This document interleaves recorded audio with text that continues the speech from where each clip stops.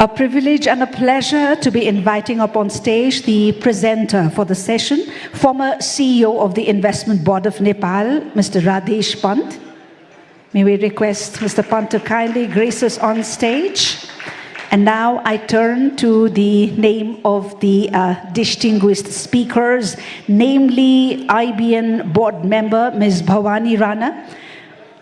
A pleasure to humbly invite her to grace us on stage. We have Vice President, Public Affairs, Communications and Sustainability for India and Southwest Asia from Coca-Cola, Ms. Devyani Rajalakshmi Rana. Pleased to welcome CEO of SAP DC, Mr. Arun Dhiman. A pleasure to invite up on stage Managing Director at the Sino Hydro Sagarmatha Power Company, Mr. Ho Zhang. Mr. Ho Zhang, MD at Unilever Nepal, Mr. Amlan Mukherjee. From Mogha Energy and Subsidiaries, the United States, Mr. Samrath Mogha. And last but not the least, the Director General of FNCCI, Mr. Gokarna Awasthi. Indeed, we are so pleased to introduce to you our host of distinguished speakers. Ladies and gentlemen, the entire object for this plenary is to give you a comprehensive overview of Nepal's investment climate and especially highlighting the key sectors and opportunity for international investors. Having said that, it's my pleasure and a privilege to hand over the session now to the session chair, the Chief Secretary of the Government of Nepal, Dr. Vaikuntha Aryal. Thank you. Is it audible? Can you hear me? Can we receive some technical help, please? Okay, thank you. Thank you very much, Shivani. As Shivani told, this is the session about the success stories that the investors who have invested in Nepal are lined up over here. So they will be telling you their story, how they have been successful in investing in Nepal. But before that, setting the tone and setting the environment, I'd like to request Mr. Radesh Pant to give a brief presentation about the investment climate over here. Mr. Radesh Pant is the former CEO of the IBN Nepal. Before that, he was a banker, successful banker. Now the floor is yours, Radesh. Okay. Thank you, Mr. Chief Secretary, Mr. Chairman, dignitaries, ladies and gentlemen. All the other speakers are going to talk about their stories, and I'm also here actually to talk about story. I'm going to talk about basically on investment board, because one of the things that that I think investors are looking for is confidence and trust in the overall system, and that is the primary criteria why investment board was established in the year 2011.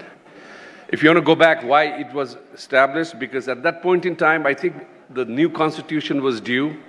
The political parties had decided that, we need a high-powered institution headed by the Prime Minister that is going to be like a commercial face for the government of Nepal. It's going to be transparent. It's going to have no political, it's going to be non-political, and it's going to really deal with large-scale projects. And that's when, at the end of 2011, that was the time when I first joined.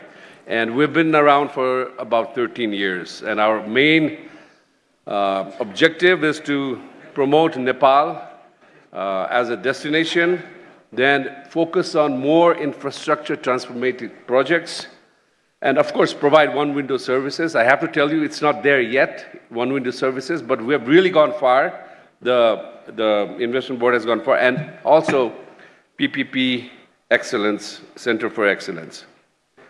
Now, what I like to do first is just compare investment board with other board of investments. It's just to be fair on the investment board, because getting investment is not easy. At all levels, at the government level, political level, private sector level, public-private dialogue. At every level, you got to understand what projects are, and you got to be able, prepare yourself for that, right? So it takes a long time. The gestation is quite long. So if you look at Bangladesh and Nepal, these countries had investment board in their late 70s and 80s. And what we see now is that now they are actually, moving forward with billions. They've reached billions. For Nepal, we started only in 2011. You can see that if you look at the 5-year average USD, trend, smoothing the data, after 2011, after the investment board has been established, the things have taken a positive role, and the investment have gone up.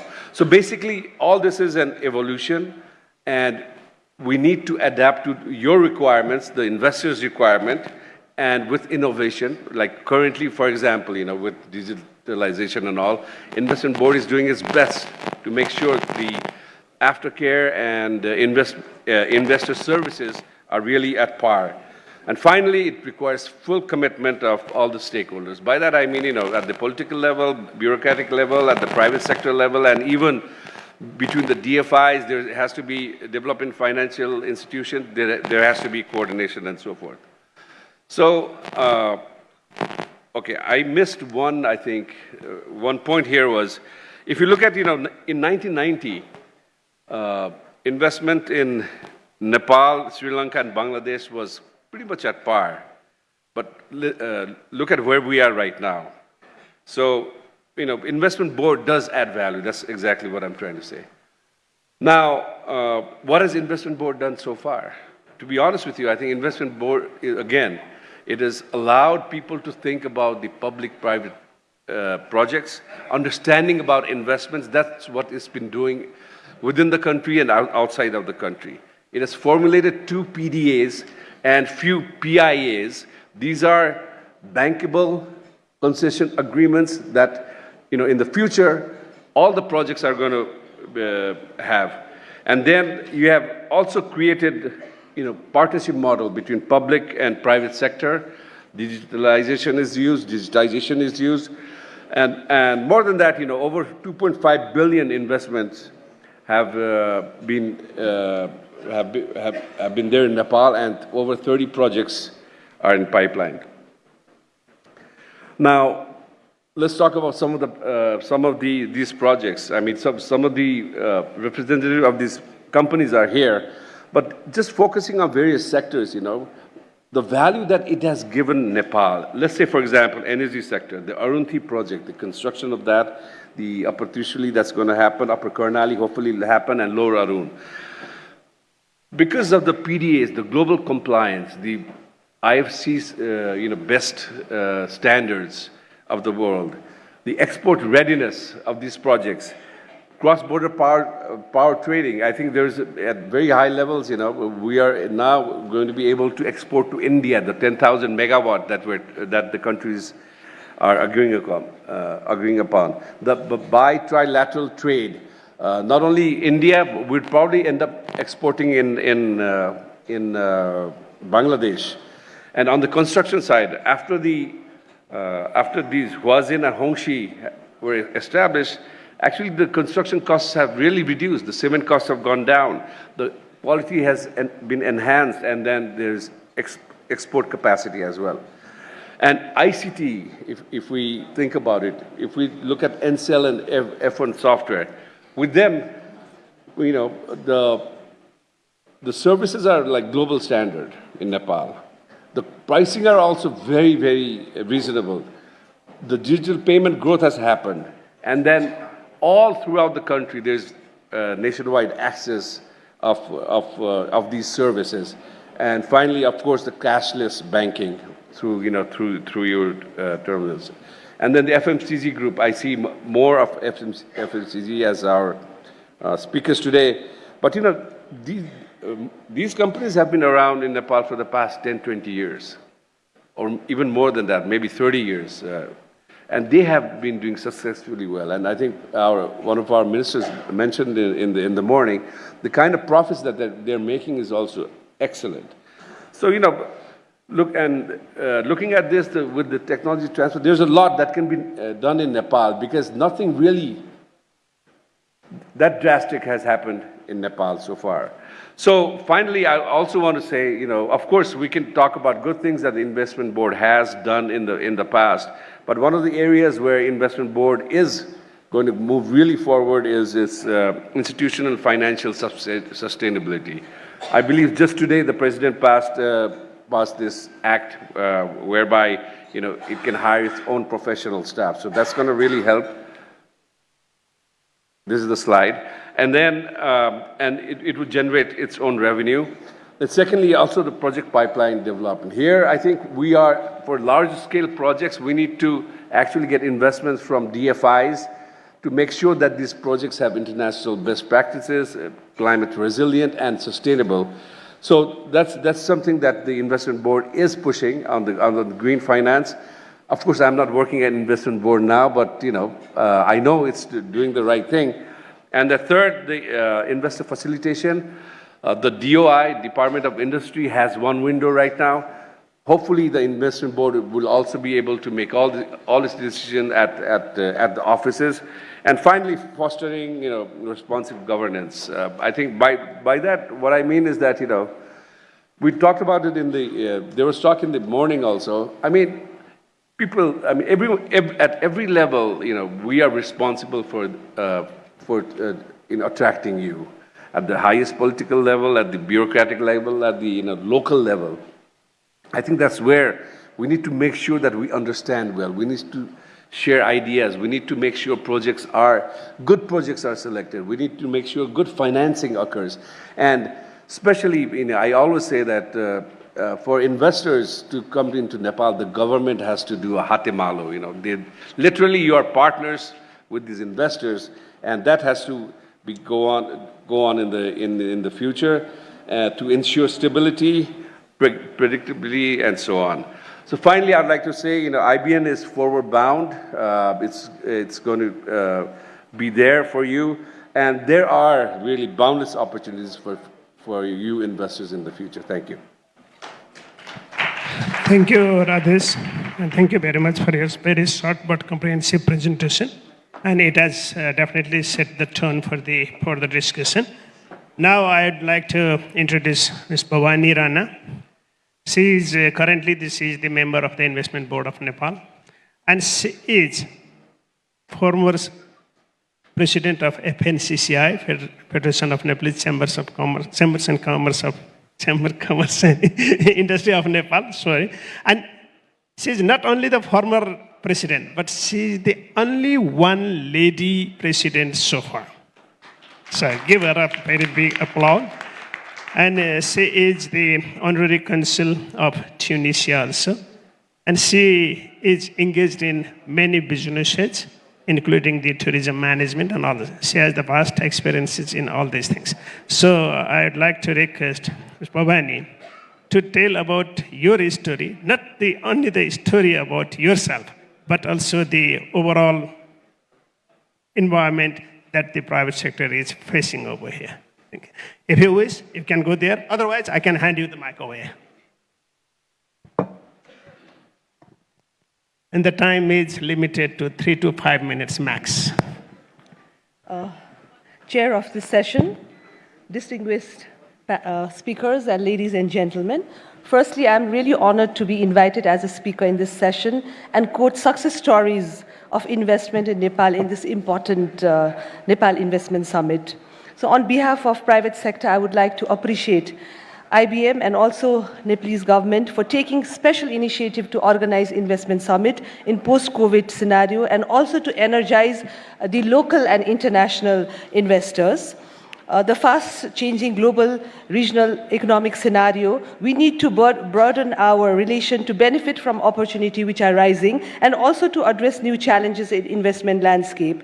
So Nepal government has given a very high priority for the economic growth, and also we are working very closely, the private sector, with the government, especially organizing this summit also. So before the summit, the private sector of Nepal, we had given some suggestion to the government. We went to the Prime Minister, the Chief Secretary is here, and then we asked them, we requested that before organizing this summit, we need to at least, there are 12 acts which really challenges, and there are a lot of constraints for not only the local international investors also to invest in Nepal.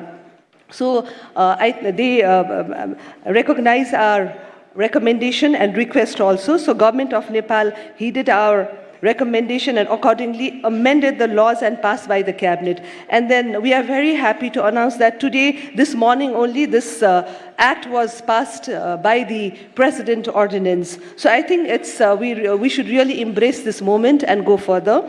And then private sector, we are working very closely with the government, even during the budget, like we have a fiscal budget every year. So our recommendation has been incorporated by the government also. And last year budget, there was a lot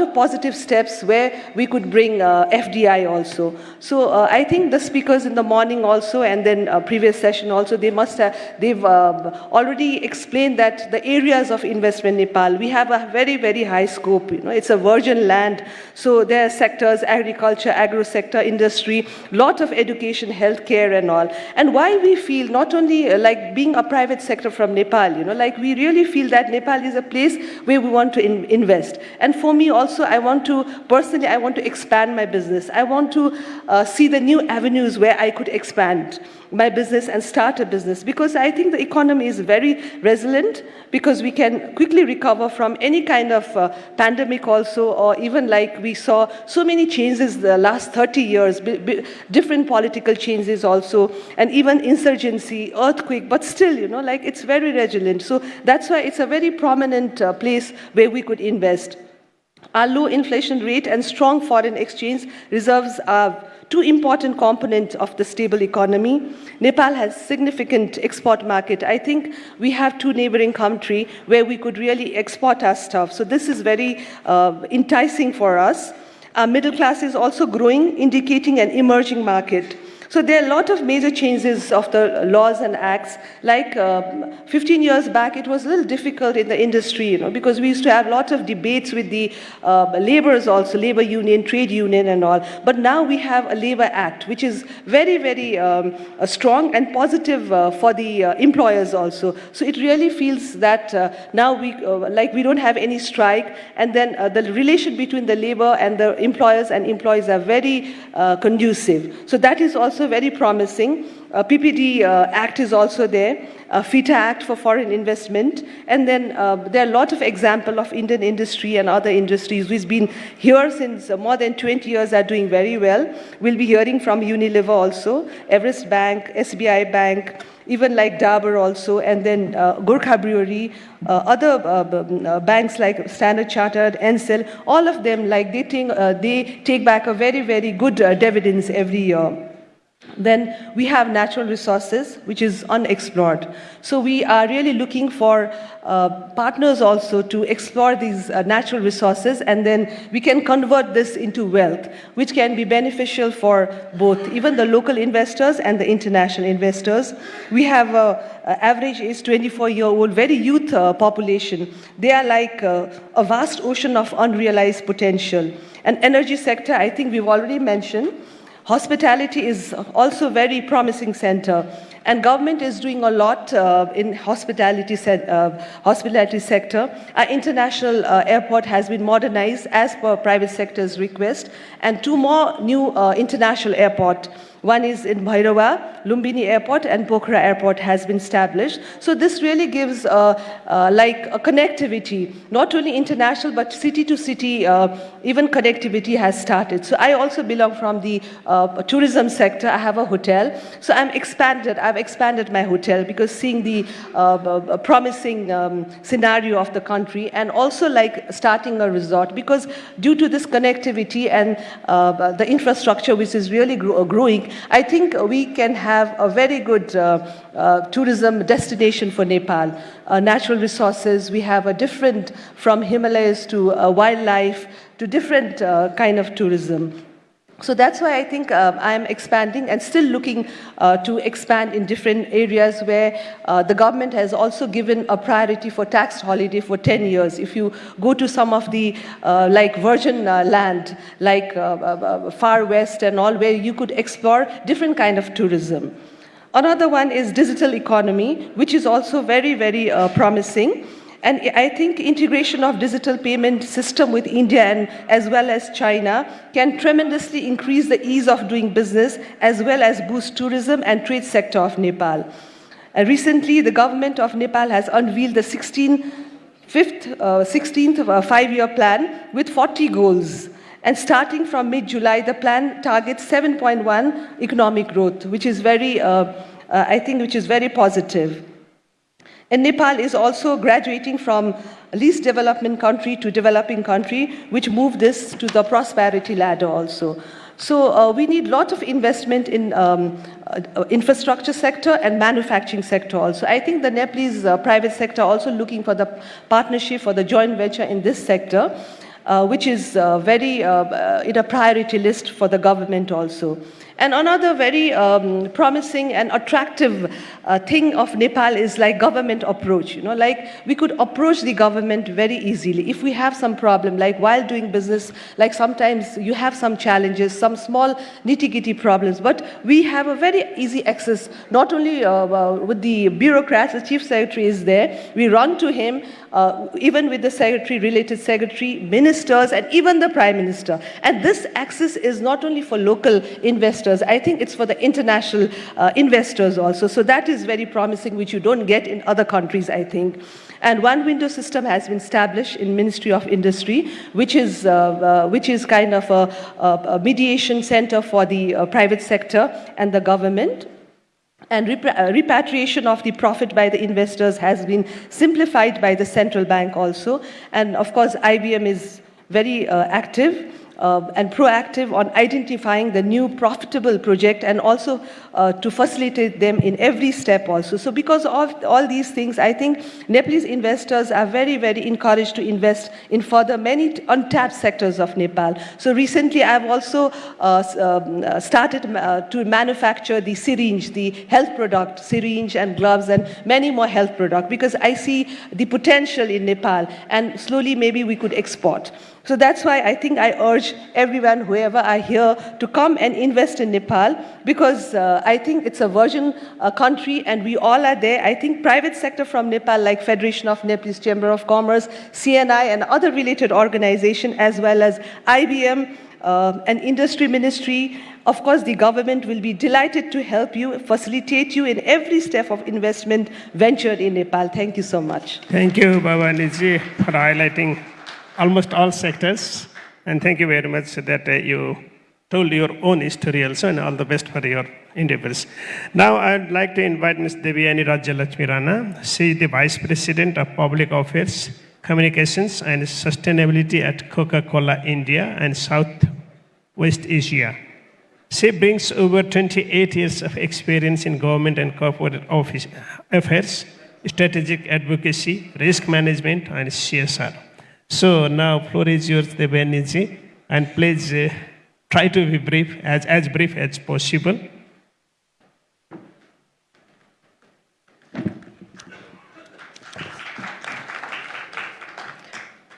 Good afternoon and namaskar to each and every one of you. I know it's been a long day. I hope you managed to get some lunch and some refreshment. I'd like to start straight away and keep to the time that the Honorable Chief Secretary has told us to keep to. And with that, I'd like to say a very warm welcome to all our distinguished panel. It's wonderful to have you in Nepal. I happen to be from Nepal, so I'm very proud to be a part of this Nepal Investment Summit 2024. And thank you, Nepal Investment Board and the Ministry for inviting me. So it's a privilege to represent the Coca-Cola Company in the Nepal Investment Summit. I don't know if you all know, Coca-Cola as a company has been operating in Nepal for over 50 years. In fact, this is our 51st year. We are obviously very, very committed to the socio-economic progress of Nepal. I wanted to start by sharing a little bit of our story. So we started in 1973, and we are very much a part of the country's social and economic fabric.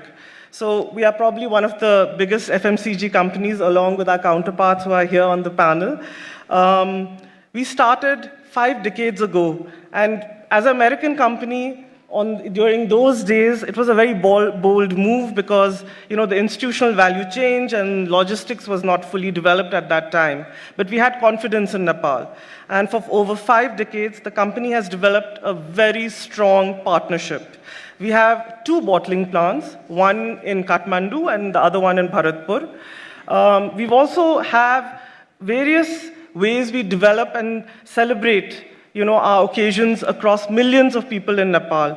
Through our drinks, our brands, we've celebrated with families, with national events, creating lasting memories and forging meaningful connections amongst the Nepali people.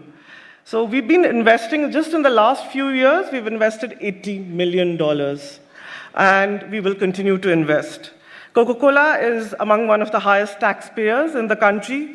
We have over 240 distributors, 125,000 retail outlets across the country, and we have direct and indirect employment of more than 6,000 employees. I'd like to explain a little bit about what I mean by that. When you have, as a FMCG company, and my HUL respected colleague is here, he will explain further to you. Every one personnel that we have in our facilities, in our offices, is equivalent to 10 more. Because we have transportation networks, we have supply chain networks, we have our retailer networks, and literally every retailer, when we give the cooler and we do the training, we make them into entrepreneurs, small, medium, big. And that's what we do as manufacturing. So when you manufacture at the FMCG level, you also create work for the blue-collar worker and not just the white-collar worker, which is very, very important in a country like Nepal. Now, Coca-Cola is not just that, it's also a very responsible business. We supported the people of Nepal throughout the times of the 2015 earthquake with our ferry Utnecha Nepal. We also did the projects to stop the spread during COVID. And we have the Coca-Cola Foundation, which is based out of Atlanta, and every year we support many, many projects in terms of sustainable access to water, climate resilience, circular economy, which basically means waste management, and specifically plastic waste management, economic empowerment to not just our retailers, but to women across Nepal, and we respond to disasters, whether it's in Jajarkot or across Nepal. The Coca-Cola Foundation has not just worked with the international NGOs, but with Nepalese NGOs for a very long time. In fact, for the last 3 years, from 2021 to 23, we were proud to be a partner and sponsor of the mountain cleanup program with the Nepalese army. We also support the development of Nepal into a developing nation by 2026. Nepal urgently requires foreign investment for the youth demographic and to drive innovation. For companies like ours that are driven by consumption, we are losing talent when our Nepalese go across. So we have to make sure that we have a positive environment where companies like us continue to invest and create employability. This is not, at this point, what I would like to do is to laud the government, to say that they've done amazing things, and especially the Nepal Investment Board, to promote investment presently. And this summit is an incredible opportunity for the government to pitch Nepal, not just to the Nepalese and not to just our neighborhood, but across to the international investors. In closing, I and Coca-Cola would like to please thank the organizers for bringing this industry together, and we look forward to supporting a future-ready and prosperous Nepal. Namaskar and dhere dhere dhanyavad. Thank you, Debyaniji. Thank you for highlighting the overall story of Coca-Cola in Nepal, how you are doing, and so. Thank you very much. Now I would like to invite Mr. Arun Dhiman. He is the CEO of 3 hydroelectric projects in Nepal. As his name is Arun, and all these projects are named with Arun also. So, Arun 3rd, that is 900 megawatt installed capacity. Arun 4, 495 megawatts, and lower Arun, that is 669 megawatts. So all 3 hydroelectric city projects with him. and he has the 32 years of experience of engineering and mostly in the hydropower. So Arun, please be brief in your presentation. And I would like to thank Devaniji for completing your presentation in 5 minutes. So I'd like to request the same to Arunji. Thank you, respected sir. Good evening to everyone who is present here. Like what chair has told, okay, I'll just tell that there was the success of Arun 3. That is not in a paper or something like that. Is in practical experience, which you can get it up. Our project has completed almost 74% of the work.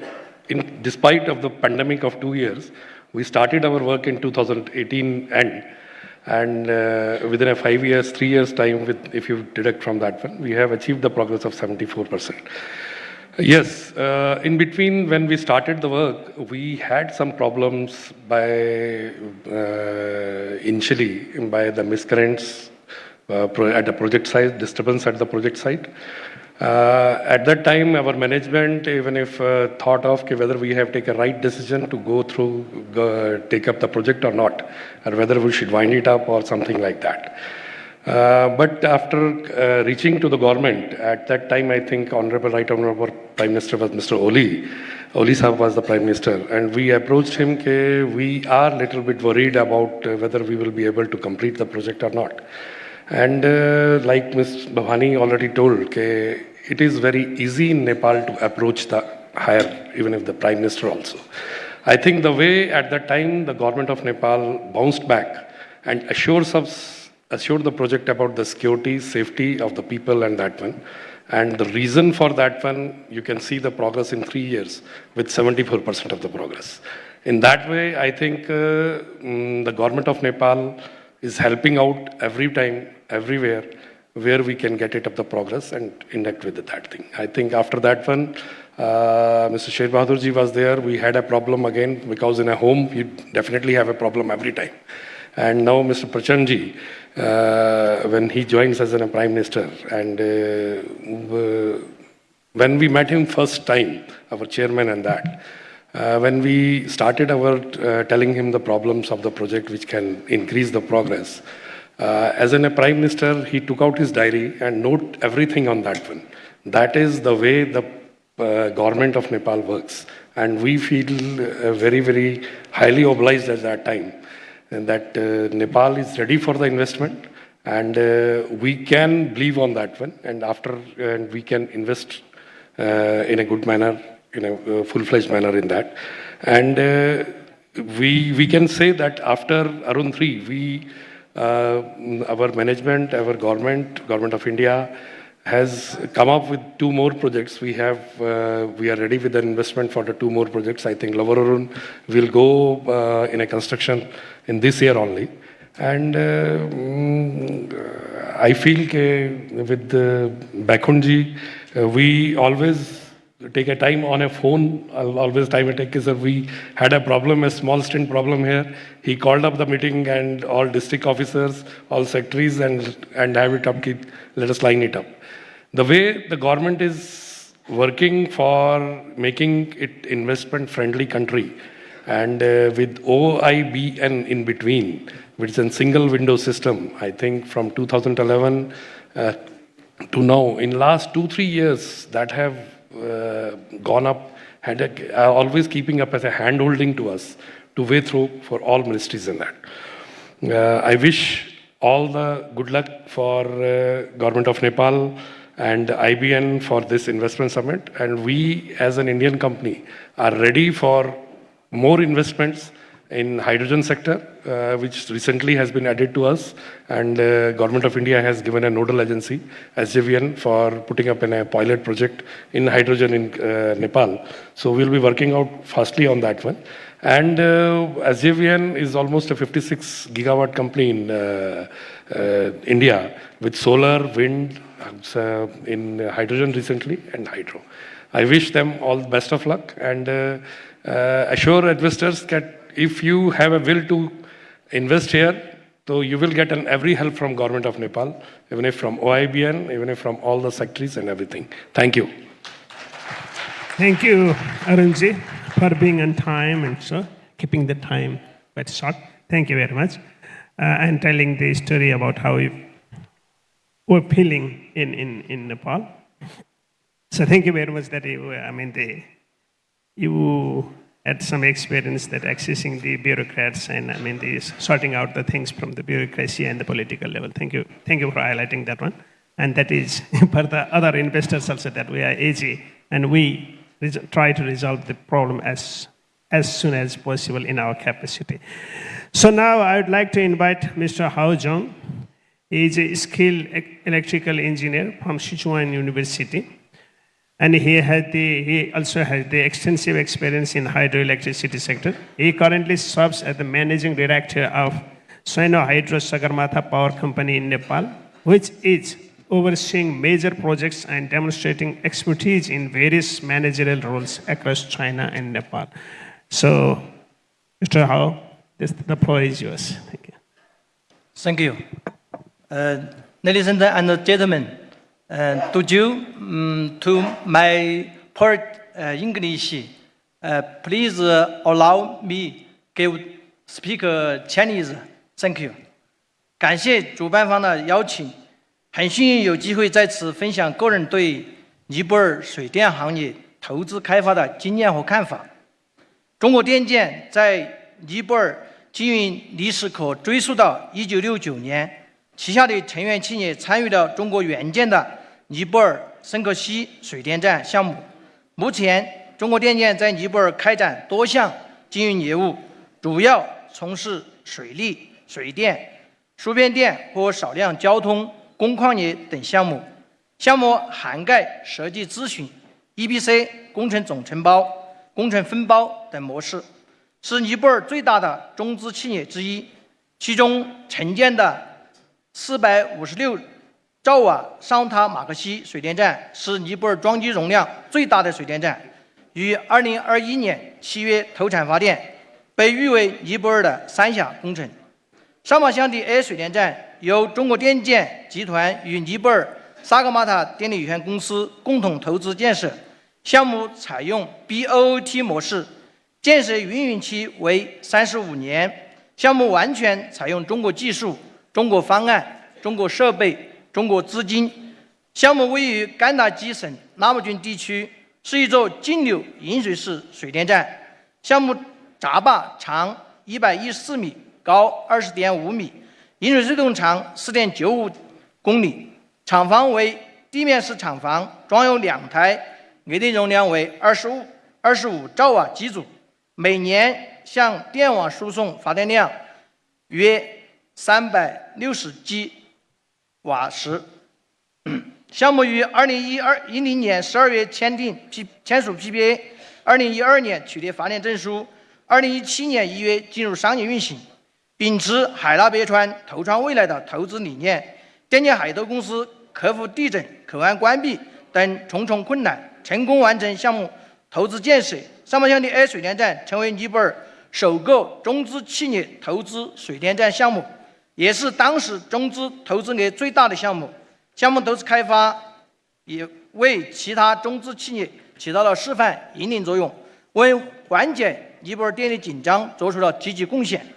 项目运营以来取得了优异的运营业绩，已累计向尼泊尔电网输送25亿千瓦时绿色能源。在此，我就项目的成功投资开发分享3点经验。第一，发挥中国电建集团全产业链优势。中国电建位于2023年财富世界500强第105位，在2023年 ENR 全球工程设计公司150强中排名第一，在2023年 ENR 全球承包商250强和国际承包商250强排名中分别位列第6位、第8位，两项排名在电力行业领域均居全球第一。在全球电力建设行业规划、设计、施工等，中国电建的能力和业绩始终位居首位。中国电建以产业链一体化和优势产业多元化为原则，构建了横向跨越能源、电力、水资源与环境、基础设施、房地产开发和战略性新兴产业，纵向覆盖规划设计、施工承包、投资运营、装备制造等工程建设全过程的立体业务结构，具有为海内外客户提供全产业链集成整体解决方案服务的卓越价值创造能力。上面强调，A水电站建设运营发挥了集团全产业链管理优势，对进度、安全、质量目标的实现起到了关键作用。二、与当地各界精诚合作，项目股东双方诚信合作，并与尼泊尔电力局等单位保持良好合作关系。由于项目计划接入的库蒂变电站建设缓慢，为解决尼泊尔电力紧张，公司投资修建20公里应急输电线路，临时接入中马乡地电站开关站，避免项目电力无法输出的局面。电站投运以来，尼泊尔电力局在电费支付等方面诚信履约，双方合作良好。三、积极回馈社会，造福当地。公司与当地政府及村民代表共同设立协调委员会，处理当地事务，精心筛选社会责任项目，积极推动当地经济社会发展。运营以来，项目公司共同实施社会责任项目200余项，投入社会资金超过5000万卢比。自投运以来，为尼泊尔上缴国内税费21亿卢比。对于尼泊尔水电行业未来的发展，我再次呼吁：一、政府应大力推进跨境电力合作机制。尼泊尔具有丰富的水电资源，地处内陆，具备为周边国家供应清洁能源的潜力。同时，跨境电力合作将进一步提升尼泊尔电网的稳定性。我们建议尼泊尔政府加快与周边国家跨境输电线路的开发与推动，以使尼泊尔电网电量充分供应，发电能力全部得到有效消纳。二、发展能源密集型产业。目前，尼泊尔雨季市场电力已出现过剩，未来几年电力供过于求的局面将进一步加剧。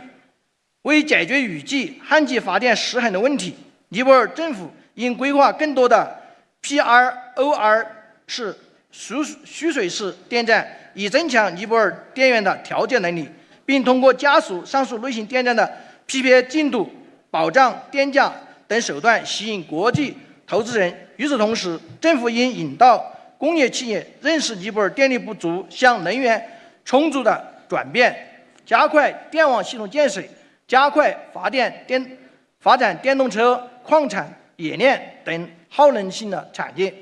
三、为水电行业提供政策支持。尼泊尔法律法规逐步健全，为水电行业的良性发展提供了可能。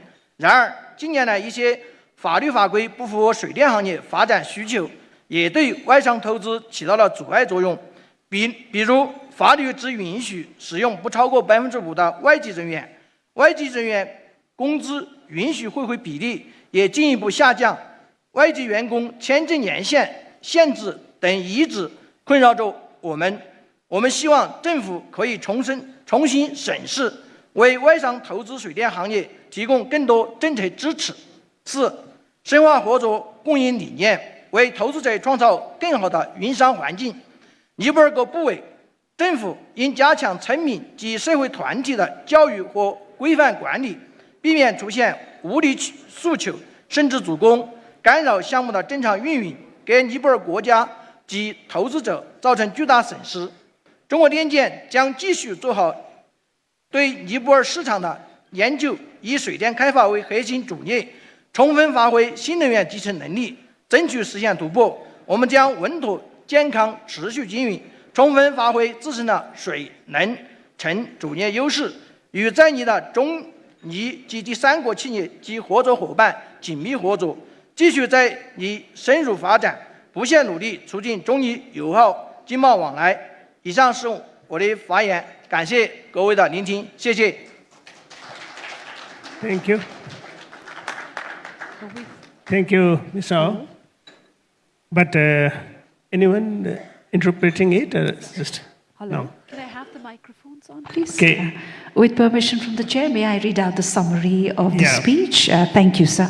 Business history of Power Construction Corporation of China, herein referred to as Power China in Nepal, can be traced back to 1969 when its member companies participated in the construction of the Sunkosi hydropower station project in Nepal, which was aided by China. At present, Power China has carried out multiple businesses in Nepal, mainly engaged in water conservancy, hydropower, power transmission and transformation, as well as small number of transportation, industrial and mining projects. The 456 megawatt Upper Tamakoshi hydropower project constructed by the contractor is the largest installed capacity hydroelectric power station in Nepal. It was put into operation in July 2021 and is known as Nepal's Three Gorges project. Upper Marshangdi A hydroelectric project is jointly invested and constructed by Power Construction Corporation of China and Sagarmatha Power Company Limited. It adopts the BOOT model and has been awarded for a concession period of 35 years. It completely adopts Chinese technology, Chinese plan and Chinese equipment and Chinese fund. The project is located at Lomjung district of Gandaki province. It is a runoff river type hydropower project. The dam of the project is 114 meters and 20.5 meters high. The powerhouse is in the surface type and equipped by 2 units with capacity of 20 megawatts each. Approximately 360 gigawatt per hour of annual power generation is transmitted to the power grid. The PPA is signed in December 2010. The generic license is obtained in 2012 and it entered into commercial operation in January 2017. Adhering to the investment philosophy of cohesive diversity for inclusive growth, investment, innovation for sustainable future, Power China Resources Company Limited overcame numerous difficulties like earthquake and border blockade, then successfully completed project development and construction. Upper Marshangdi A hydroelectric project became the first hydropower project invested by a Chinese-funded enterprise in Nepal and was also the largest investment project by a Chinese enterprise at that time. The investment development of the project has served as a model for other Chinese-funded enterprises and also provided positive contribution to alleviating the power shortage in Nepal. Since the commercial operation, it has achieved excellent operational performance and has delivered approximately 2.5 billion kilowatt hours of green energy to the INPS. Here, I'd like to share some experiences regarding the successful investment and development of projects. The first is to utilize full advantages of the entire industrial chain of Power China Group. In 2023, Power China ranked at 105th among Fortune. It ranked first among ENR's 2023 top 150 global design firms, and in addition, it ranked 6th and 8th respectively among ENR's 2023 top 250 global contractors and top 250 international contractors. In the global power construction industry, Power China has always ranked first in terms of capability and performance. By following the principle of integrating industrial chain and diversifying competitive industries, Power China has established a complete business structure, which from the lateral perspective includes a variety of industries like energy and power, water resources, environment, infrastructures, real estate development, and so forth. It covers the whole engineering construction process involving planning, programming, construction contracting, investment and operation, equipment, manufacturing, etc. The complete business structure enables Power China to be well valued in providing a complete industrial service and creating integrated solution. The construction and operation of Upper Marshangdi A hydroelectric project exerted advantages of the full industry chain management, which played a key role in achieving progress, safety, and quality goals. The second is to have a sincere cooperation with various local sectors. Both shareholders of the project cooperate in good faith and maintain good cooperative relationships with the Nepal Electricity Authority and other units. Due to slow construction of the Kuri substation planned to be connected to the project, in order to solve the power shortage in Nepal, the company invested in the construction of a 20-kilometer emergency transmission line and temporarily connected it to the switch station of the Middle Marshangdi power station to avoid the situation where the project's electricity cannot be output. Since the Upper Marshangdi A power station was put into operation, the NEA has fulfilled its obligations with integrity in terms of electricity payment and other aspects, and both parties have cooperated well.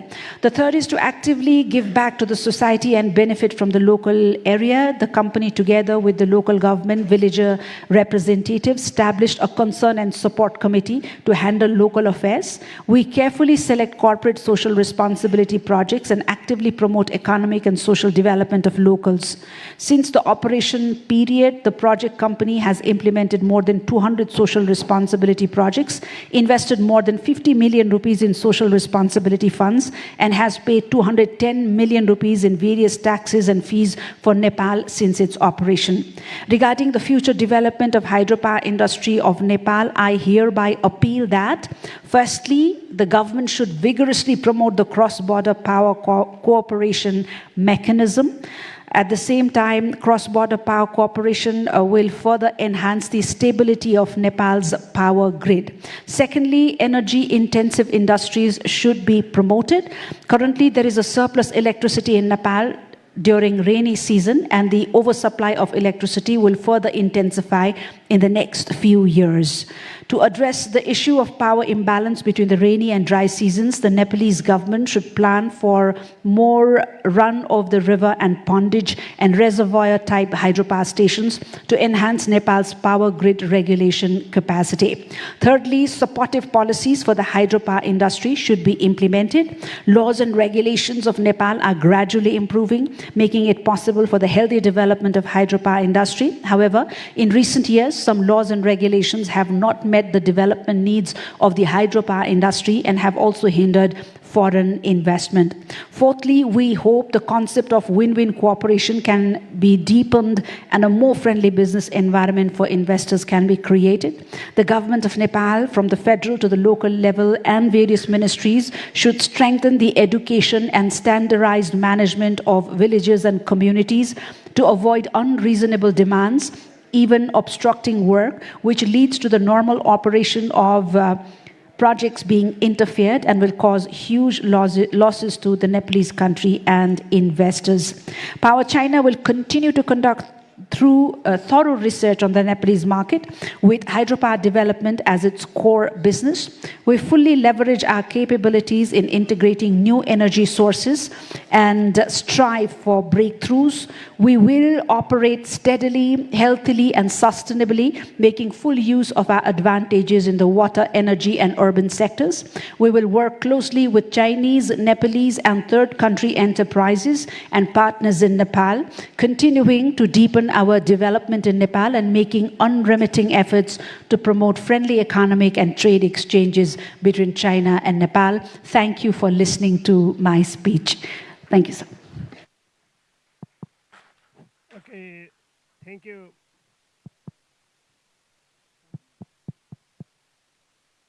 Thank you, Shivani, for interpreting what Mr. Howe presented. Now I'd like to invite Mr. Amlan Mukherjee. I'm moving from hydropower to some other sector now, and he is the MD and CEO of Unilever Nepal Limited, and he has very vast experience, actually 30 years of experience in industry experience in general management, brand management, and sales and marketing. So, and currently he is the MD and CEO of Unilever Nepal Limited since April 2020. Now, may I request you to make a brief presentation, and I'd like to request you for completing your presentation within 5 minutes. Thank you very much. Don't worry, I'll try and close it in 5 minutes.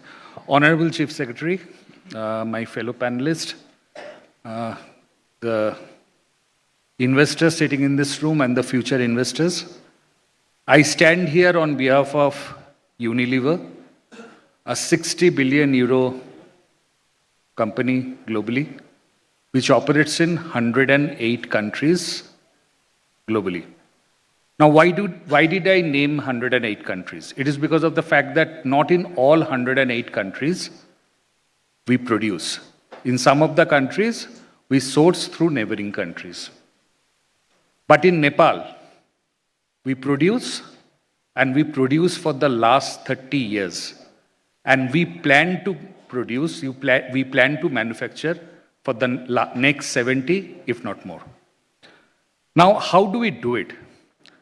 If we look at, we define an opportunity of a market mostly in 4 parameters: market size, white space to grow, regulations, and industrial relationship.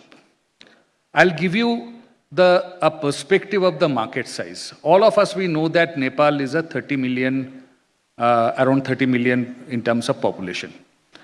If I tell you that Malaysia has nearly 30 million of population, if I tell you Ukraine has nearly 30 million population, if I tell you Canada has around 35 million of population, does it change a bit of your perspective? Does it give you the market size and the future opportunity of this land? That there are that many consumers who are present over there, and it is important to grow the market, to grow the GDP, so that these consumers, they have the ability to purchase, and which will ultimately lead to growth. That is how we define this market, and we say that this market has a huge headroom in terms of growth. Regulations, lots have been spoken from the morning. I'll just give one point. For the last 3 years, I'm here. On certain issues, I've engaged with the government of Nepal a number of times, multiple times. Last week, an ordinance has been passed, and today this has been made legalized. And number of our requests has been accepted by government of Nepal. And for the manufacturing industry, it is very, very important request, right?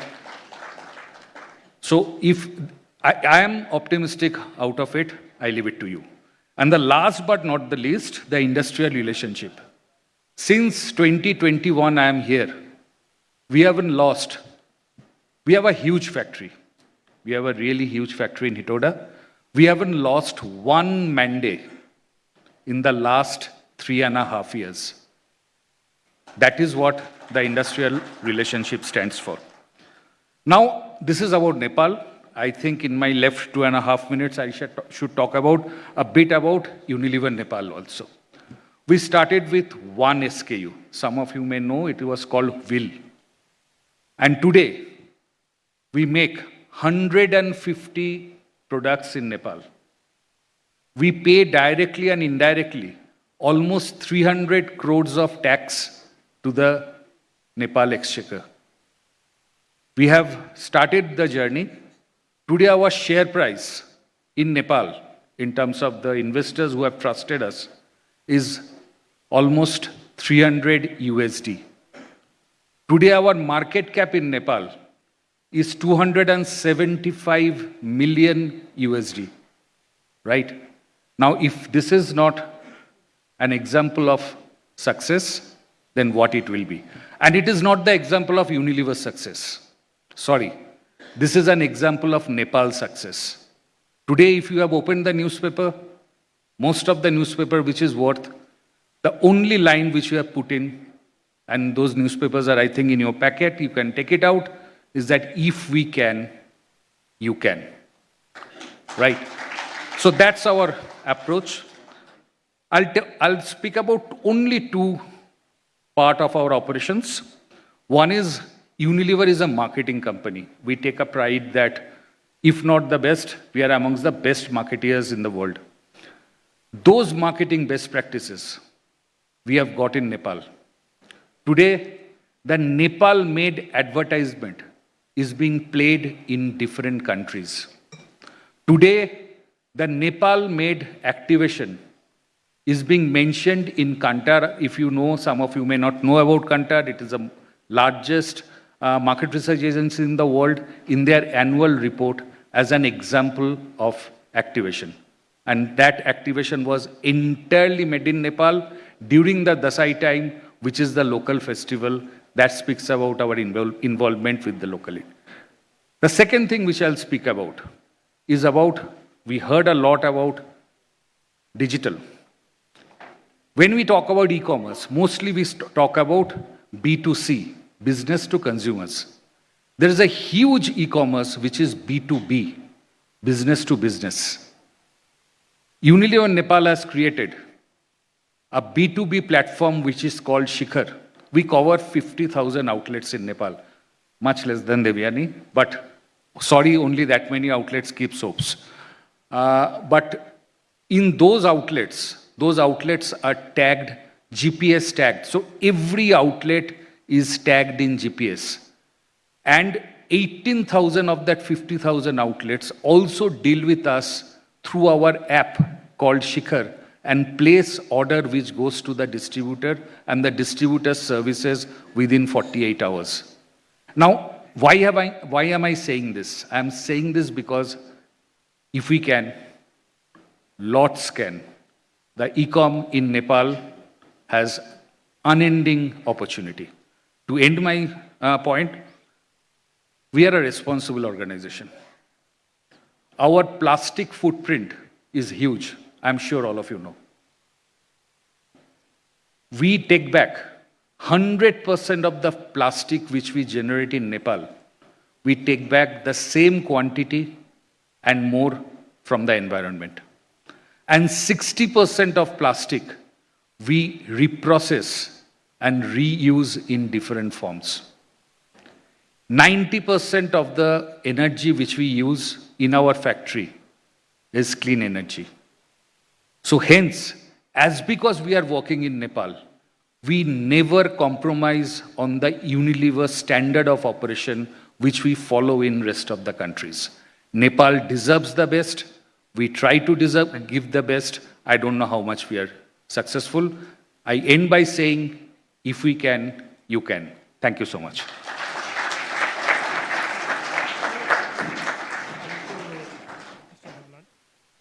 Very inspiring quotes, and thank you very much.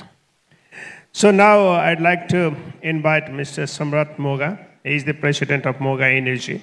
He's a visionary leader known for impactful investments in green energy.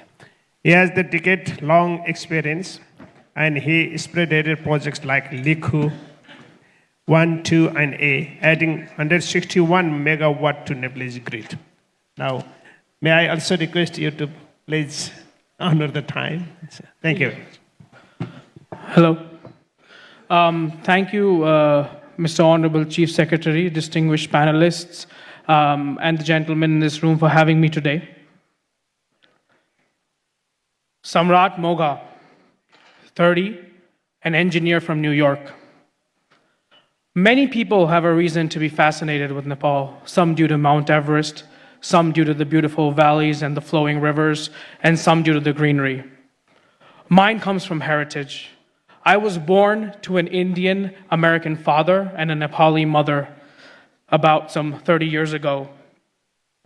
I've been witnessing Nepal from my childhood and seeing the gap in development, the gap in the standard of living, coming here for a month out of the 12 in a year. So when I was 16, I found out about the possibilities in the energy sector in Nepal. Though, I mean, I know this seems like a very young age, but this is true. I found out about the possibilities in the energy sector, and I went to college determined to become an engineer in the renewable space because I could see myself coming back here and hopefully generating a few megawatts of electricity. And that's what happened. In 2016, I formed Moga Energy right after graduating when I was 22. And I came to Nepal to understand what the market was like, what the investments here were like. And through our local partners, MV Lugar Group, we decided in 2018 to invest into Likhu 1, Likhu 2, and Likhu A hydroelectric projects. We have come a long way since then. From a one-day drive and a two-day trek to reach our site, we can do it now in 8 hours. From dark villages, we've seen enlightened, from dark nights, we've seen enlightened villages. And from barren landscapes, we've seen what I would well call pretty powerhouses. We have just commissioned our last project of Likhu 177. Now we have 161.4 megawatts of commissioned energy assets connected to the Nepalese grid. While building our projects from day one, we've always had an approach of being different. We've used the best consultants in the industry. We've used the most advanced equipment, taking our electromechanical equipment from Andrews. Not only that, we are the only power plant in Nepal which has the capacity to be operated without a single person, completely manless and automated capacity is inbuilt into our power plant. Not only this, we have also used the most advanced methods of construction, whether that be using the most reliable tunneling equipment, the highest safety standards, the most experienced of contractors, and it has allowed us to set many records, one of which is the fastest tunnel construction in 1 month period. We have done this with our formidable and skilled team in the country, and all of this has resulted in us producing very highly reliable power plants at a good cost, generating more than 98% of the planned energy. Now, we are not only providing clean and green energy to the Nepalese grid. We believe that the hydropower story goes much further than that. If you look at the impact our projects have, we've constructed 110 kilometers of road. By constructing the road, I've not only gotten probably a little heavier, but more so, this means that the people, the roughly 40 to 50,000 people that live along that road can now reach Kathmandu in about 8 hours as opposed to 3 days.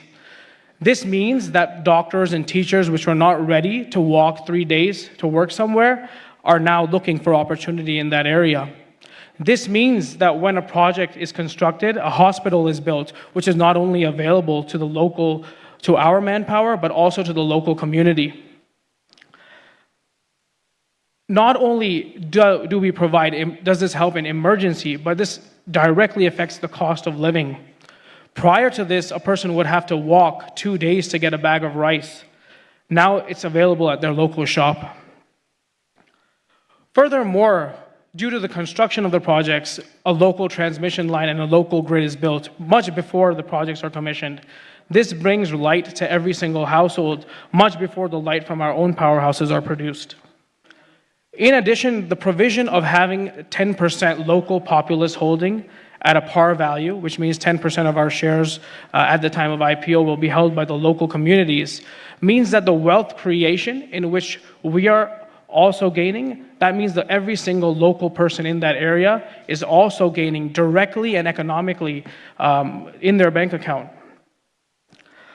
Finally, when these projects are built, they have provided indirect and direct employment for nearly 5,000 people.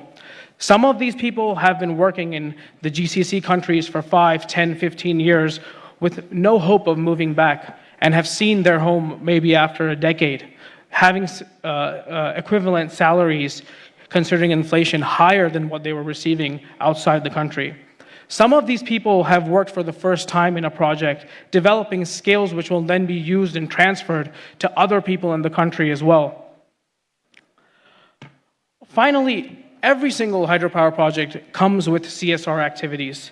As per the current government mandate, 0.75% of the cost of any project should be used for CSR-related activities. What this means, if we look at the broader scheme of things, is that to develop 10,000 megawatts over the next 7 to 8 years, which is the government's plan, we need to have, that would induce a spending of almost $150 million on community support programs, and indirectly, 5 to 10% of every project's cost is infrastructure development. So that's $1.5 to $2 billion in infrastructure development, which is the type of impact for which grant aid money is required, which can happen through the private sector just through investment. There are always challenges when developing any type of project in the Hindu Kush, whether that is geological, whether that be technical, whether that be social. But the government has always stood with us in helping us overcome these issues, and the result of which are these commissioned assets. Without the government's support, without the local government support, and without the local people's support, it is absolutely impossible to do these projects. So I think by executing these projects, you can understand that what type of investment climate Nepal actually has to offer the world. Now, of course, we are very, very optimistic. I would go on to say we are very, very bullish about Nepal. With the continued support of the government and of our neighbors in our energy offtake, nothing can stop Nepal from becoming the green battery of Southeast Asia. Not only does Nepal have the ability to generate electricity, which is important, it also has the ability to store electricity because of its very topography. This could allow a green stabilizing force to the grids of our neighbors. And lastly, I would like to mention that with these assets now commissioned, Moga Energy is putting our money where our mouth is. We are launching an infrastructure fund by the name of Moga Infrablocks Fund, and we are investing a further $100 million over the next 3 years into the renewable energy sector in Nepal. In addition to this, Moga Energy has done a tie-up with Tata Power through an FDI investment in Duggar Power, and we are looking at developing 100 megawatts of rooftop solar over the next 5 years so that everybody in the country, not just people next to the grid, have access to clean energy. In addition to this, we are also looking at using solar to balance the country's peak and off-peak load issues so that even in the winter, an import requirement severely reduces from where it is currently. Very simply, our plan is very ambitious. We hope to produce 1,000 megawatts in the next 5 years. It's taken us about 8 to get to 161, but I think it's something that we can definitely achieve. And finally, we are also looking to bring this energy to every last consumer in the country. For that, we are working with Static to see how we could develop an EV charging network in the country. So these are only to demonstrate that if we can do it, as our friend from Unilever said, you can too. I would like to thank IBN for having me here today. I would also like to thank my mentor, specifically my grandfather, Mr. Motilal Duggar, for teaching me.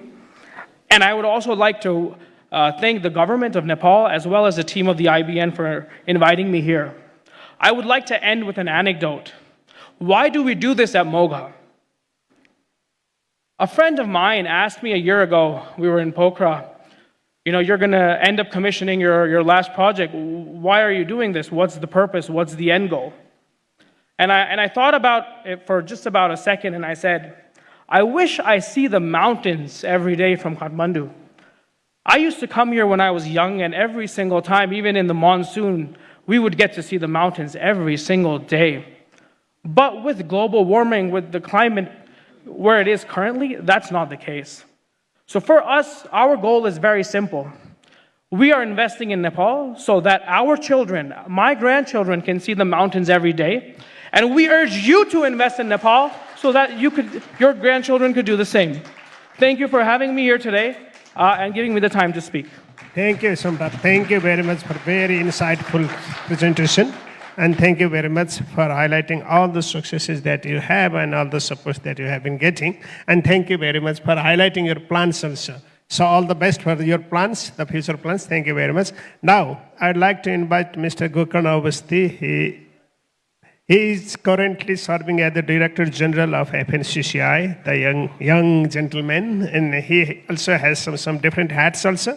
He was the previous journalist, and he is also involved in the academia, and now he is the Director General of FNCCI. So, Mr. Awasthi, I would like to request you, because all the presenters here, they said about their stories. Now, you tell about the overall industrialists in Nepal, how they are facing and how they are familiar with. So, but the time limit is the same. Thank you, sir. Thank you, Chief Secretary, distinguished panelists, and participants. Namaste. On behalf of Federation of Nepali Chamber of Commerce and Industry, I would like to welcome all the participants to the 3rd Nepal Investment Summit. When we speak about Nepal, we often think our country is small, but we are actually quite a large market. That is because we are between India and China, we think so. When we take population into consideration, Nepal is actually the 49th largest country in the world. In the last 25 years, around 4 million Nepalese have risen from the poverty line. 4 million people coming out from the poverty line means that the number of consumers in the Nepali market has also increased. And this could be the reason why the majority of the multinational companies operating in Nepal are performing well. The story of the multinational companies in Nepal is largely successful. As FNCCI is also the employers' council, we can say that the complaints related to labor issues have dropped. Our products are getting duty-free market access in India, China, and other developed countries. Now we are graduating to the League of Developing Nations in 2026. Even after Nepal graduates to a developing nation in 2026, we will still able to avail duty-free facility in some developed nations till 2029. Due to Indo-Nepal Trade Treaty, preferential market access will remain in India. The Middle East is another potential market for Nepali exports. On an average, there are more than 10 flights on a daily basis from Kathmandu to the Middle East.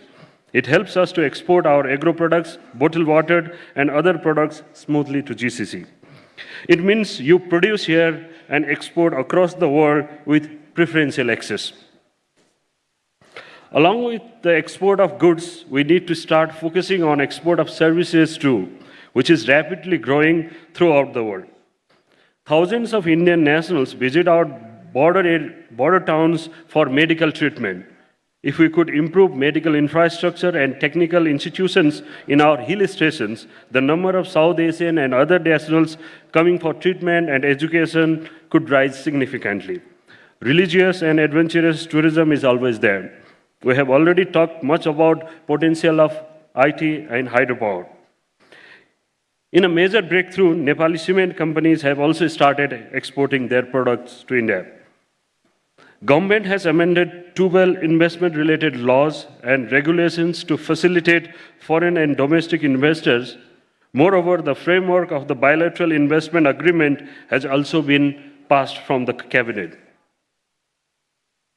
The foreign exchange reserves that we have at present are sufficient to cover imports of 12 months. We now have to focus on how we can create and increase demand in the market. The world outside is a huge market awaiting to be tapped. We need to grab this opportunity. We want to provide our foreign investors with the best investment climate that we can. FNCCI organized business and investment summits in India, China, and Dubai, respectively, in the last year. That is our effort to attract foreign investment and increase exports.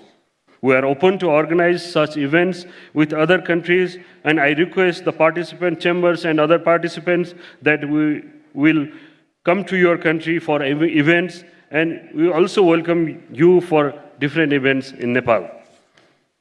We at FNCCI also have an FDI help desk at our secretariat. The help desk was established to provide assistance to foreign investors. If any investor requires any help regarding any investment policy or procedure, please feel free to approach us. We will be more than happy to assist you. Thank you, and I wish all the participants have a fruitful 2 days at the summit. Thank you. Thank you, Gokarna. Thank you very much.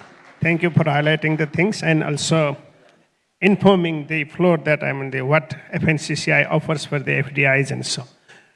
So I have been told by the organizers that time is running out, and exactly it is running out because this session was supposed to complete at 4 o'clock, but we started at 4:15. So I must conclude this session.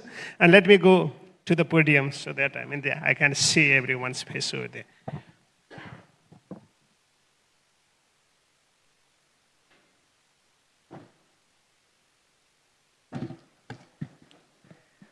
Okay, distinguished panelists, distinguished participants over here, thank you very much for your patience that you are still here with your cheerful faces and so. Today, in this session, we heard varieties of experiences, not only from the domestic investors, but also from the external investors. I would like to thank you very much for the presenters, for your inspiring and encouraging statements. And some were very powerful investments too. And you were encouraging the investors sitting around in this hall to invest in Nepal and to convince them that your investment would not be a waste in Nepal. So thank you very much for that powerful statements and so. This session was actually designed to tell the stories by the investors themselves.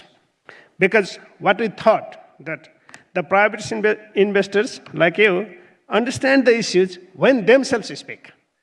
And when we talk about the regulations, when we talk about the procedures and everything, and then you would sometimes, be confused whether that is true or whether that is only in paper or whether that is in the practice and so.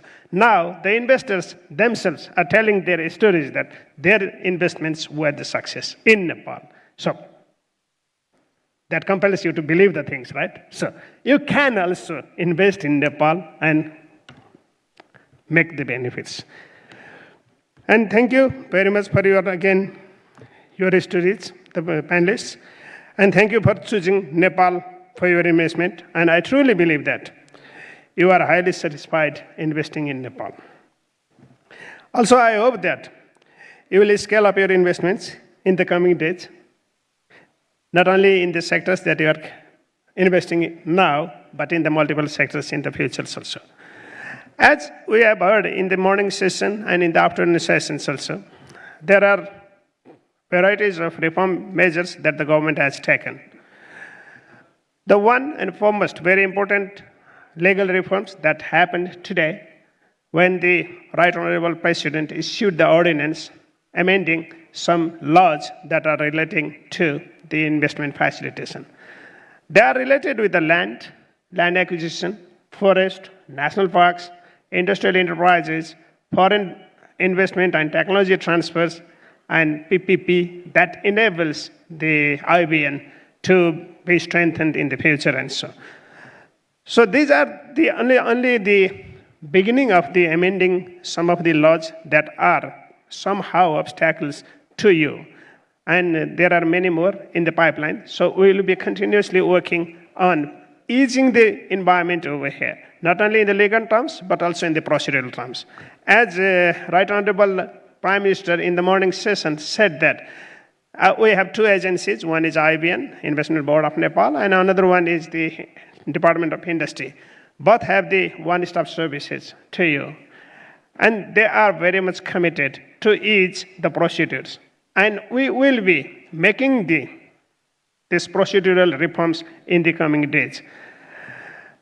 And also, the Right Honorable Prime Minister also informed that the government of Nepal has recently approved the model framework for the BIA, Bilateral Investment Agreement, which enables you to sign, if any friendly country signs the agreement with us, then your investment is protected and your investment would be promoted over here. So I also echo the same that Right Honorable Prime Minister said in the morning, that I would like to encourage all of you to sign the BIA with us so that any of your investors from any country would be protected over here. And the repatriation is quite easy and everything is easy and so. So I don't need to spend much time over here because you have heard from the horse's mouth. So I don't need to tell that, this is the environment, that the people are getting benefits from here, investing in here and so on. Because they told themselves and they told their stories and you listen to them. So I would like to invite all of you to invest in Nepal. And if you have any problems, then you can approach us to the government agencies, and we are always to facilitate you. With this small note, I'd like to thank all the participants very much for your patience over here, and I'd like to once again thank the presenters for their presentations. Thank you very much. So big applause to the presenters. That they really, I hope that they really encouraged you to make your investment in Nepal. With this, I would like to conclude this session also. Thank you. Thank you very much. And immense thanks on behalf of the organizers to all the distinguished members in the panel. And as we head towards the very concluding moments, we take a moment to extend our bit of appreciation for the valuable time that you've extended and such insightful, encouraging and inspiring stories that you bring to this forum, which only adds so much value and so many takeaways for many, many individuals herein. In the interest of time, we could not open the floor for the questions. However, given the availability of our distinguished speakers, please feel free to connect to them and then have the opportunity of knowing more and exchanging and fostering more sharing. Said that to extend the appreciation and gratitude on behalf of the organizers, may I invite upon stage the Joint Secretary at the Office of the Investment Board of Nepal, Mr. Pradyumna Upadhyaya, for presenting this token of appreciation to the session chair, Chief Secretary of the Government of Nepal, Dr. Baikuntha Aryal.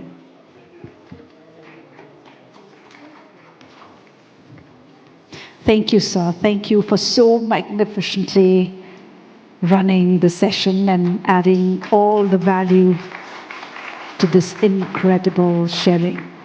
Thank you so much. And now, representing the government of Nepal, it's our request to the session chair, the Chief Secretary, Dr. Aryal, to kindly make a presentation of the appreciation to our distinguished members in the panel. First and foremost, to the presentator, the former Chief Executive Officer at the Office of the Investment Board of Nepal, Mr. Radesh Pant.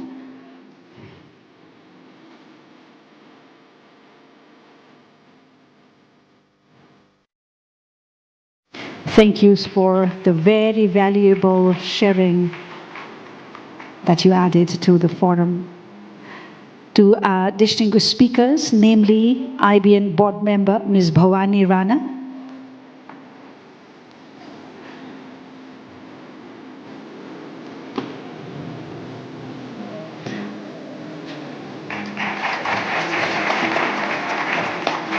from Coca-Cola, Vice President, Public Affairs, Communications and Sustainability for India and Southwest Asia, Ms. Devyani Rajalaxmi Rana.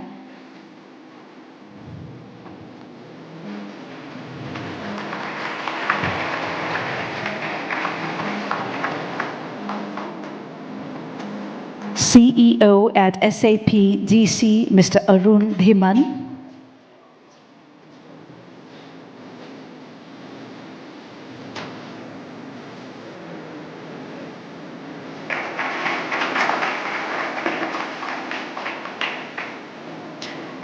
Managing Director at Sino Hydro Sagarmatha Power Company, Mr. Hu Zhong.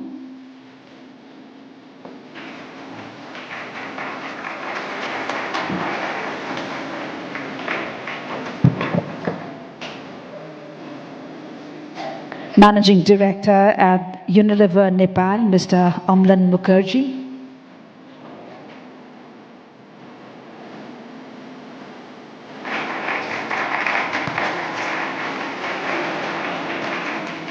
From Moga Energy and Subsidiaries USA, Mr. Samrath Moga.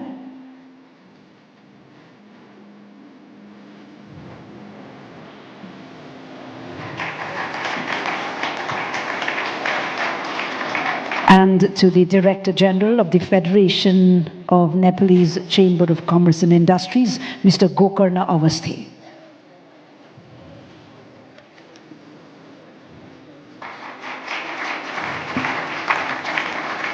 May I now invite all the esteemed panelists to kindly take center stage for a quick group photo opportunity. And yes, ladies and gentlemen, one last round of applause to our esteemed members of the panel. A panel which featured the real-life examples of successful investment ventures. which we believe was very, very instrumental in providing you all with valuable insights and inspiration. Thank you for being great members of the audience, and one last gesture of gratitude to the esteemed members in the panel. With this, we have concluded this second plenary session of the day, and right away we move to the other engagement of the day, ladies and gentlemen.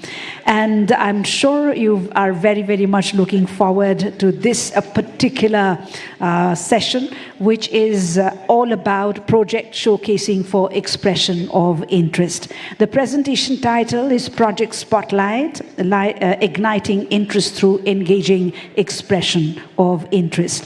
May I request the members from the organizing committee and volunteers to see that the stage is set for the next set of panelists to take over on the stage.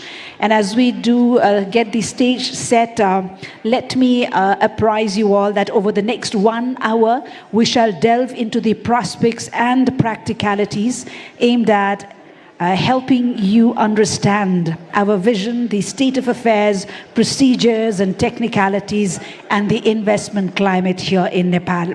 And in view of the huge potential Nepal holds by virtue of its resources, need, burgeoning markets in the neighborhood, and a host of other factors, ladies and gentlemen, the prospects of doing business in Nepal is huge. And as you all know, the government has showcased 150 plus projects, of which 21 are ready-to-go projects, inviting potential buyers to submit expression of interest. This session furnishes the necessary information for the clarity of your understanding. And if I may request all the panelists to take their seats in the very front row, in the member of the audience. May I invite all the panelists for this session to kindly grace the front row for a bit as we get the stage set. We request all our esteemed participants, delegates, and invitees to kindly take your respective seats as we are now looking forward to begin the session on project showcasing for expression of interest. Please join me, ladies and gentlemen, in inviting the panelists for the session. First and foremost, Mr. Akshit Raj Paudel, MSc in Industrial Engineering from the Louisiana Tech University. Mr. Paudel is an embedded consultant at the Office of the Investment Board of Nepal, supporting the project development cell in the office from the last 6 years. As I welcome Mr. Paudel on stage, allow me to share that Mr. Paudel will give an introductory presentation outlining the comprehensive project showcase plan for the Nepal Investment Summit 2024. Ladies and gentlemen, please join your hands for Ms. Ranjita Acharya, Masters in Urban and Regional Planning from the University of Hawaii, USA. She's an embedded consultant at the Office of the Investment Board of Nepal, supporting the project development cell in the office for the last 5 years. She will be giving a presentation on tourism and health sector project. Our next panelist is Mr. Vivek Gupta, MSc in Transportation Engineering, Pulchok, the Tribhuvan University. He's an embedded consultant at the Office of the Investment Board Nepal, supporting the project development cell in the office for about 2 years. Mr. Gupta will give a presentation on the transportation sector projects. Next is Mr. Narayan Prasad Bhandari, MSc in Urban Planning from the Norwegian University of Science and Technology. May I invite Mr. Bhandari up on stage? He is currently working as the Deputy Director General at the Department of Urban Development and Building Construction and holds 27 years of experience. Mr. Bhandari will give a presentation on the Babar Mahal Administrative Plaza project. Mr. Rajendra Kadel, Masters in Economics and Masters in Public Administration from the Tribhuvan University. He's currently working as Acting Director in IDML in the Human Resource and Finance Department for the last 21 years. Mr. Kodil will give a presentation on the Daiji Industrial District project. May I now invite up on stage Mr. Khem Raj Regmi, MSc in Water Resources Engineering, Tribhuvan University. He's currently working as a hydropower engineer at the Department of Electricity Development for more than 8 years. Mr. Regmi will give a presentation on the hydropower projects. Next is Mr. Shankar Shaud, MSc in Water Resources Engineering, Tribhuvan University. He's working as a hydropower engineer at the Department of Electricity Development for more than 7 years. He will give a presentation on the hydropower projects.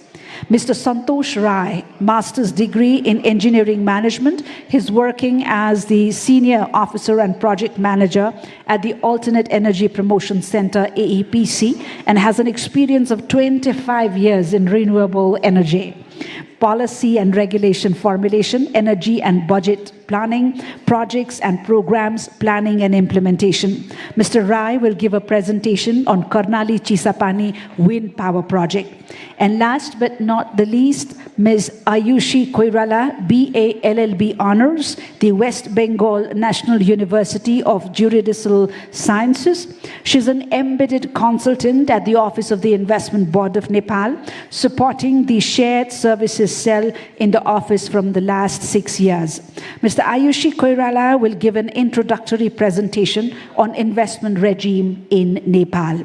Ladies and gentlemen, let's hear a round of applause to our esteemed panelists for this session, which will give you a quick picture on the projects that are showcased for and call for the expression of interest.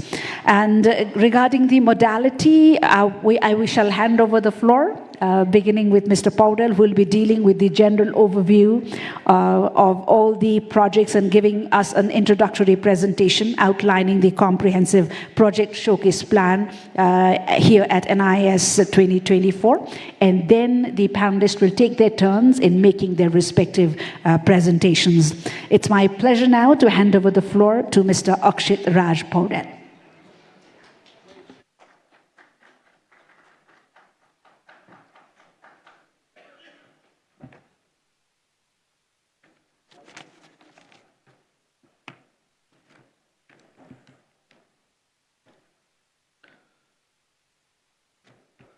All the distinguished guests, ladies and gentlemen, good afternoon, namaste. It fills me with great pride to stand here today and share insights into project we are presenting on this auspicious occasion. Our discussion today will be structured into 3 key segments. I'll be talking on the first part as setting up the context for today's discussion. Within this section, I shall provide insights on 2017 and 2019 summit. Furthermore, I will introduce IBN Project Bank, which has served as the cornerstone for our meticulous planning in presenting projects today. The remaining parts on the projects and investment process shall be covered by my colleagues later on. Looking back to past summits, Nepal Investment Summit 2017 was organized after a few years of political stability in the country. The main aim of the summit was to showcase favorable investment climate supporting foreign investment. The sectors like energy, aviation, banking, food, railways, road, mining, and manufacturing garnered significant attention on the summit. Particularly, energy sector drew massive interest on the summit. The summit's success was reflected in the increase in FDI inflows in Nepal, which rose by encouraging 29% between the year 2017 and 2018. Likewise, 2019 summit was also an impressive event. At the summit, a total of 77 projects were showcased.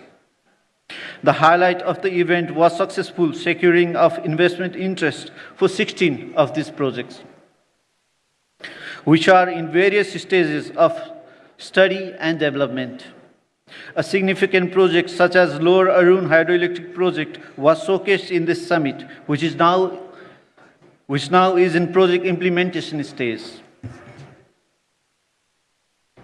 As the Investment Board Nepal understands the necessity for ready-to-go projects from past two summits, it was very necessary to establish project bank equipped with comprehensive project notes, feasibility study, detailed project report to appeal to potential investors. Utilizing the COVID regime and understanding the investor expectation, IVN established IVN Project Bank, that is depository of credible and bankable projects for public-private partnership investment. These projects are selected through predetermined, structured, systematic, and transparent process for identification, selection, ranking, appraisal, and prioritization of the project.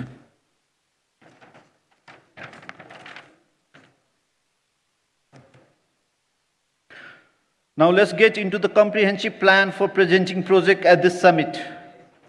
Projects here are meticulously organized into various categories, each guided by specific criteria endorsed by both technical committee and implementation committee. This committee was established as a result of cabinet decision to orchestrate this year's summit. Firstly, we have project idea dissemination. The projects that are featured here are basically in the ideation or conceptual stage.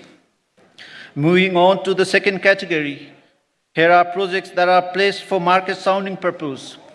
Here we'll find little more information on the project, showcase project, many of which have already completed pre-feasibility level of study. Tomorrow we'll have a dedicated session on the interest mapping and collecting your feedback on this project. Following the third category, features project showcase for procurement. Those listed projects are based on their level of preparedness. My colleague later on will delve into each project in detail, addressing them individually. In addition to these three categories, there are also projects seeking finance for realization. A few of these are transmission line project and energy sector project, following by agriculture and manufacturing sector. Moreover, there are also projects that are seeking private investment. They are mostly from mining sector, following by manufacturing and tourism sector. We have also showcased projects from both private sector umbrella organization and individual companies. Lastly, there is a mixed list of projects. Those are mostly in conceptual stage. After consolidating all the projects, we have got a total of over 150 projects. To be exact, it's 154 in number. They are showcased under various categories. I kindly invite each of you to explore the project stall outside, express your interest, collect information on the project of your interest.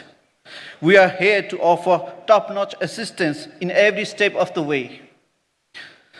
On this note, I would like to end my part and would like to invite Ms. Ranjita Acharya, where she will be talking more on ready-to-go projects that have been showcased in this summit. Thank you all for having me here this evening. Namaste.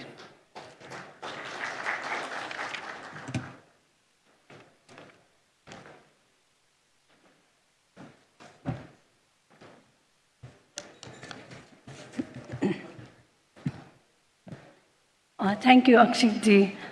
So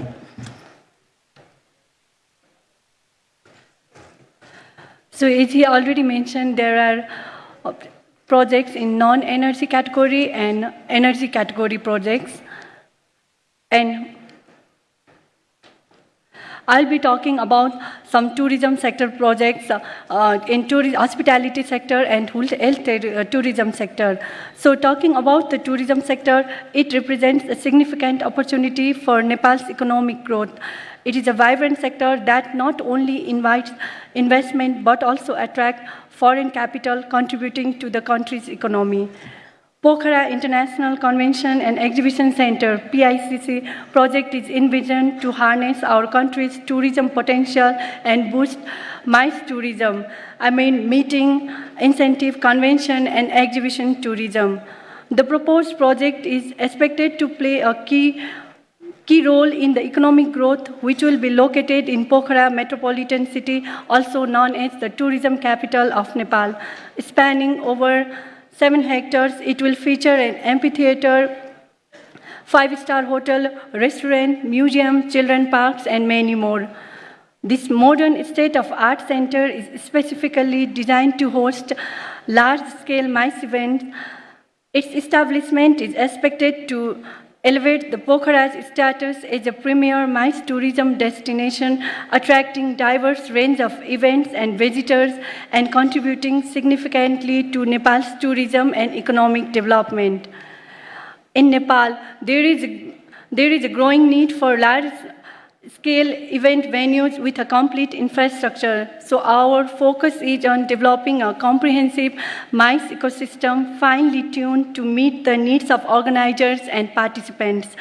This project targets the current gaps in MICE venues by offering top-notch facilities tailored to these purposes.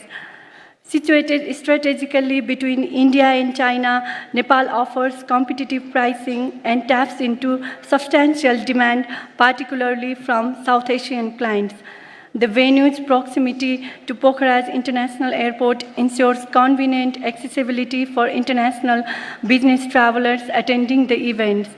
Leveraging Pokhara's reputation as a premier tourism hub with rich natural beauty and cultural heritage and a well-established tourism ecosystem, this project not only meets the demand of modern MICE facilities but also positions Pokhara as a standout destination for memorable and impactful experiences. Our office conducted the pre-feasibility study of this project, and as per the study, estimated project cost is around $30 million. The study has shown strong financial viability and commercial attractiveness.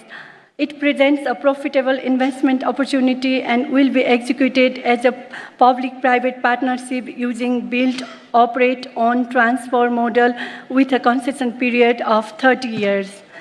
Another project that is open for UI is Janaki Heritage Hotel and Culture Village project. Our vision for this project is to enhance wedding, cultural, and luxury tourism in Janakpur.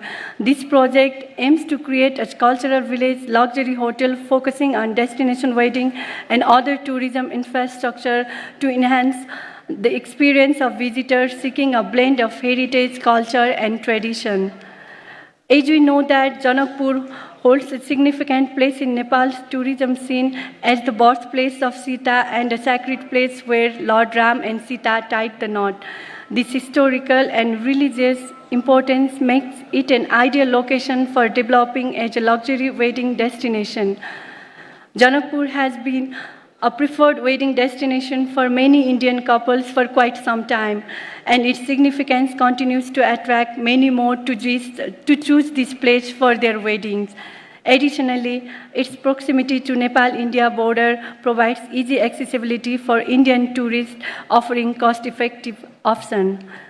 This project is also backed by a thorough pre-feasibility study and appears attractive and financially viable. With careful planning and strategic implementation, it promises strong returns and long-term sustainability. The comprehensive analysis conducted indicates that this venture holds significant potential for investors seeking profitable opportunity in hospitality and tourism sector. Another project in health tourism sector, and it is Dolikhel Medicity project. This project is designed to be a cutting-edge super specialty hospital offering a comprehensive range of healthcare services. It aims to leverage modern technology and medical expertise to position Dolikhel as a medical hub for medical tourism. Spanning across more than 13 hectares, it is envisioned as a state-of-art medical center. Dolikhel's natural beauty and serene environment, coupled with its proximity to Kathmandu, make it an ideal destination for holistic healthcare.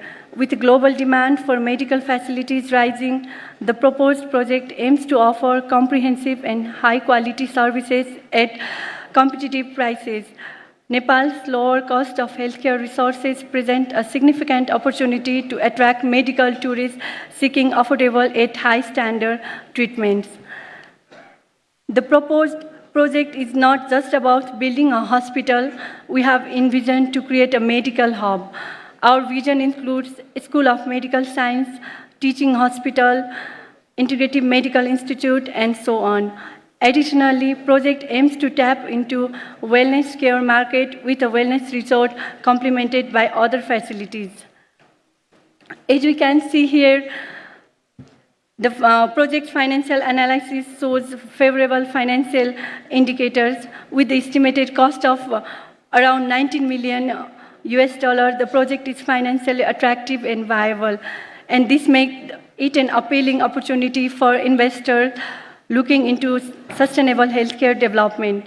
Furthermore, the proposed implementation through PPP modality underscores its commitment to ensuring long-term success and impact in the healthcare sector. Another project that is in medical tourism sector is Gautam Buddha Maternity Hospital project in Lumbini. This project also envisions tapping into Lumbini's potential as a hub for medical tourism, offering specialized maternity care in a spiritually enriching environment. By leveraging Lumbini's global recognition and tourism appeal, the project aims to foster international collaboration, promote sustainable healthcare practices, and boost local economies, creating a holistic and impactful healthcare ecosystem in the heart of Buddha's birthplace. The proposed project aims to establish state-of-art facilities, including an antenatal and neonatal care units services, supporting medical infrastructure, and many more. These facilities are designed to provide comprehensive care of expectant mothers and newborns, ensuring that they receive high-standard medical attention and support in a spiritually nurturing environment. Given the increasing demand for maternity facilities, this maternity hospital project aims to meet this demand by offering high-quality healthcare services at affordable prices. This project complements the growing need for comprehensive maternity care, ensuring that expectant mothers receive exceptional services that address both their medical and holistic needs. This pre-feasibility study has been already completed, and it indicates that the project, with an estimated cost of 3.6 billion Nepalese rupees and implemented through the PPP model, is financially viable and attractive for investors. Sorry.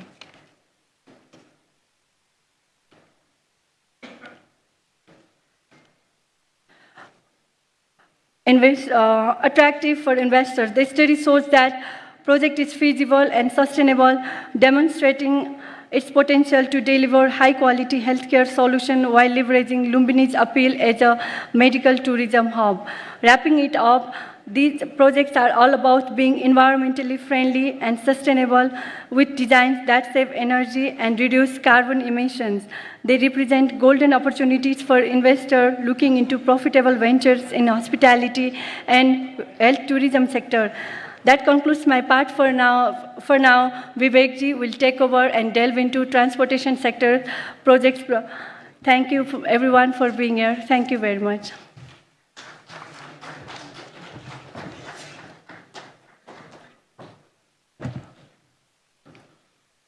Thank you very much, Ranjitaji.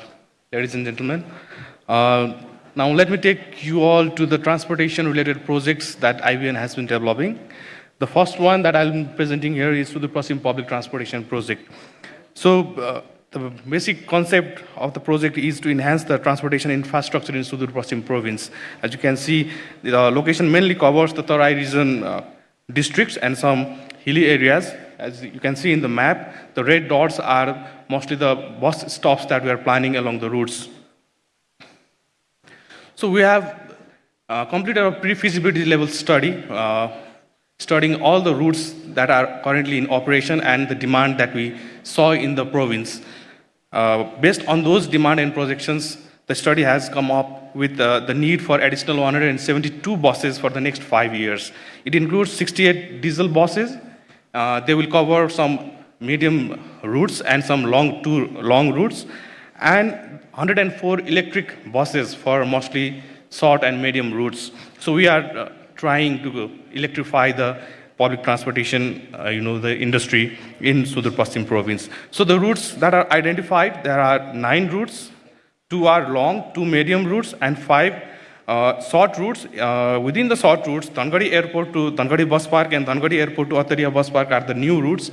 Currently, if you are planning to go to Dangadi Airport, you have to actually get off at the highway and get a local, the auto ferry to go to the airport. But this study shows that there is a potential to viably run the public transportation in this route as well.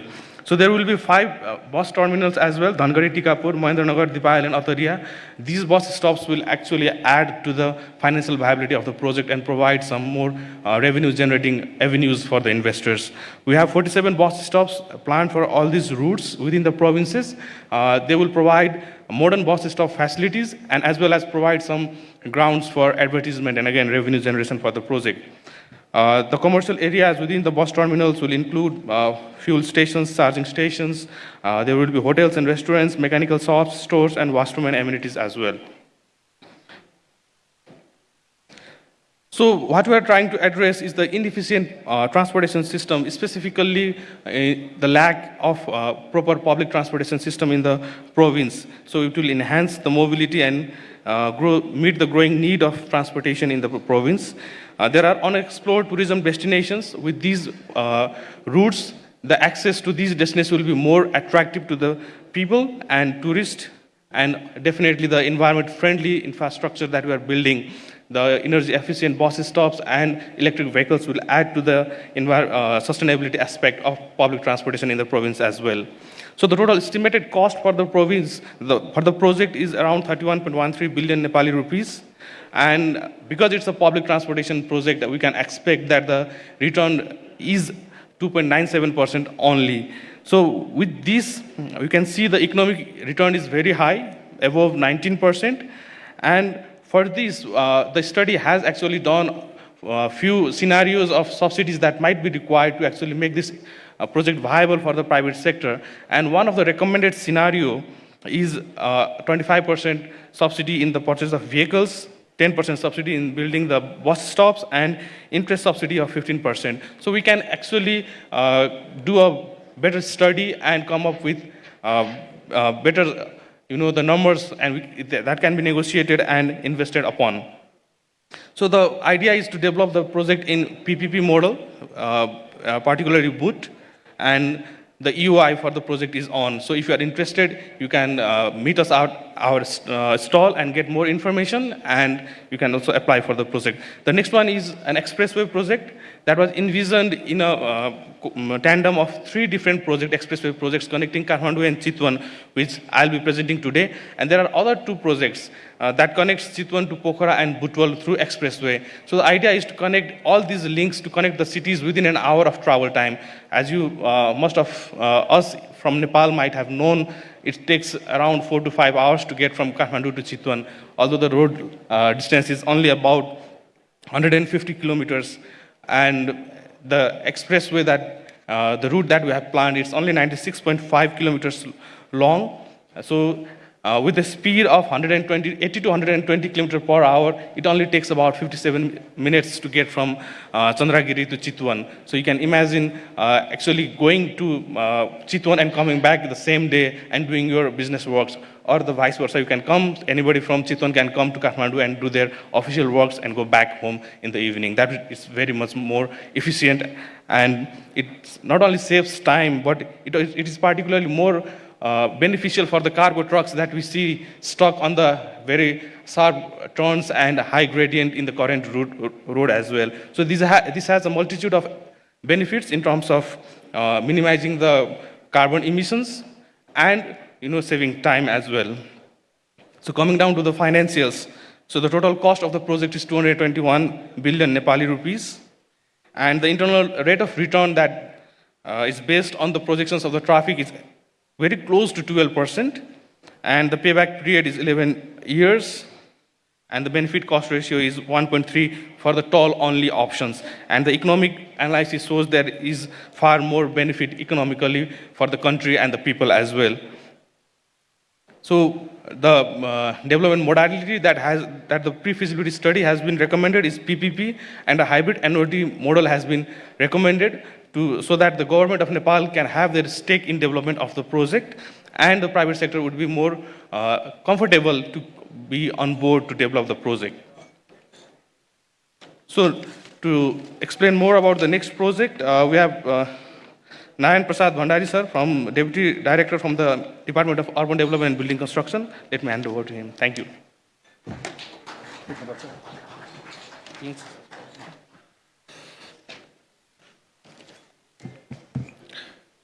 Good afternoon, respected delegates and participants. I would like to present you this Bowermall Administrative Project Plaza. It is a new concept that we are presenting to you, that there is a very permanent land in Bowermall area. It is a 3-hectare land under government, and then we are proposing half of it to government offices and half of it to the commercial space, because Bowermall is the one of the area that is centrally located and highly demandable area for this commercial activities and this government office area.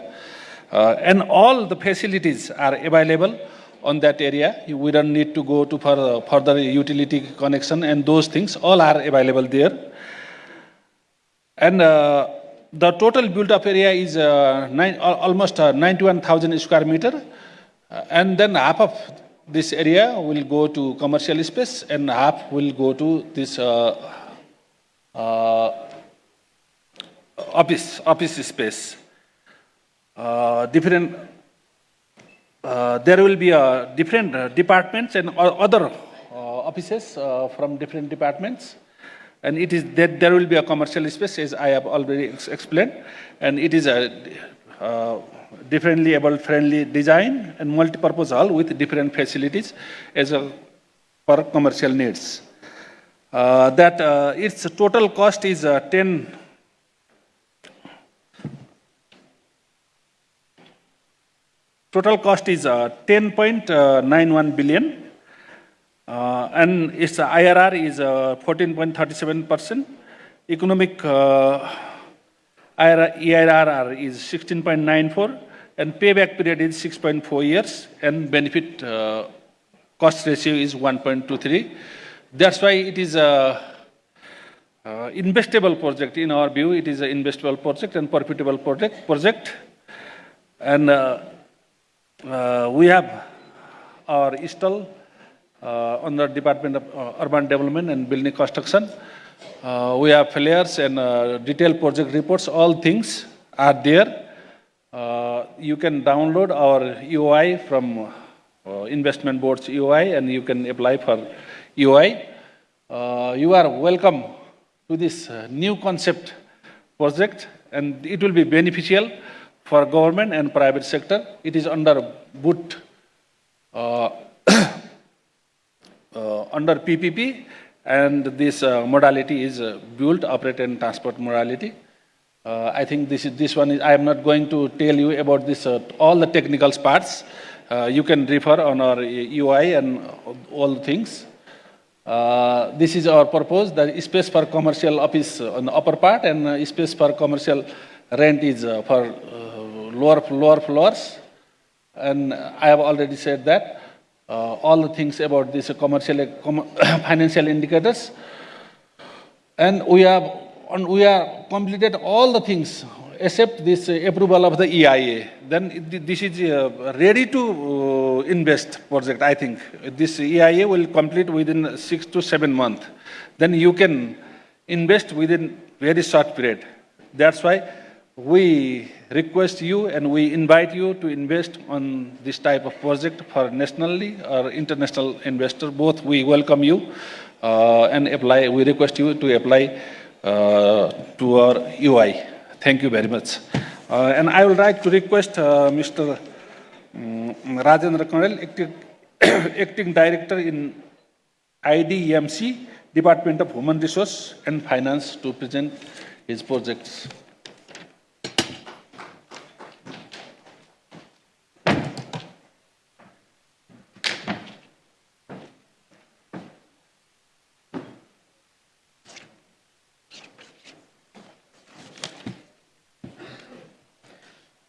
Thank you, Mr. Naren Prasad Bhandari, sir. Me from Industrial District Management Limited, a government-owned company established in 1988. At present, we have 10 industrial districts are in operation and 7 more industrial districts have been declared by the government of Nepal. Industrial District Management has showcases a project, Daiji Industrial District, which is located in Sudur Paschim Province, Kanchanpur District in Bedkot Municipality. It has a 240.34 hectares area and total project cost is 9 billion approximately. That is in US dollar $66 million. Total number of plot allocated to the industry is 100 plots. And the plot size is 0.46 hectares to the higher size is 13.64 hectares. The categories of industry as according to the DPR, agro-based industries, mineral waste industries, electrical and electronics industry is the main list. And the estimated employment is 22,000. And current market demand as per the DPR and the demand forecast is 350 industries has shown their interest.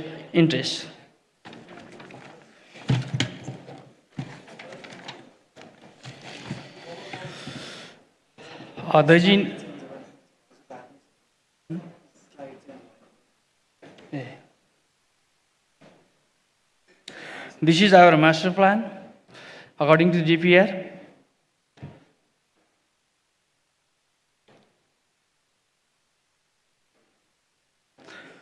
Daiji Industrial District has been declared by the decision of the Government of Nepal, Council of Ministers, 2016 March 14th. The project of the detailed DPR has been completed and environmental impact assessment EIA reported approved. Now the position of the work using the forest area land for the industrial area in this process.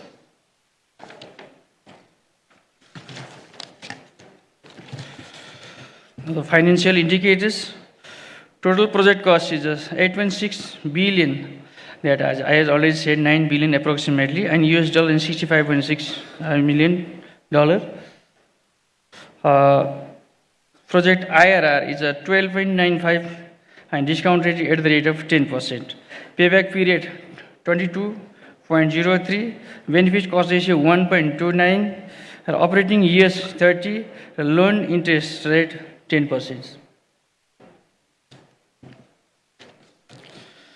Although we are offering the in PPP model, public-private partnership, that is DBOOT, design, build, own, operation and transfer, period of the 30 years from the date of PDA and rent as per the government land lease procedure.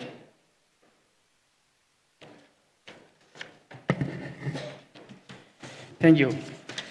I would like to hand over this mic to Mr. Khemraj Regmi, hydropower engineer from the Department of Electricity Development.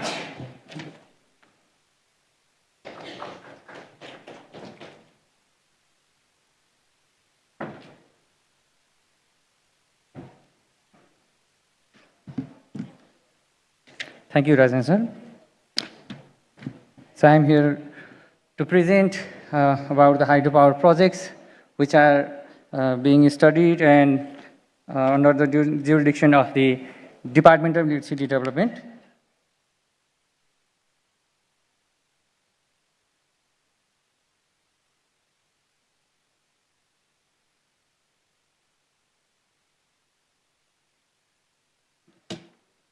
So I will present for 5 projects.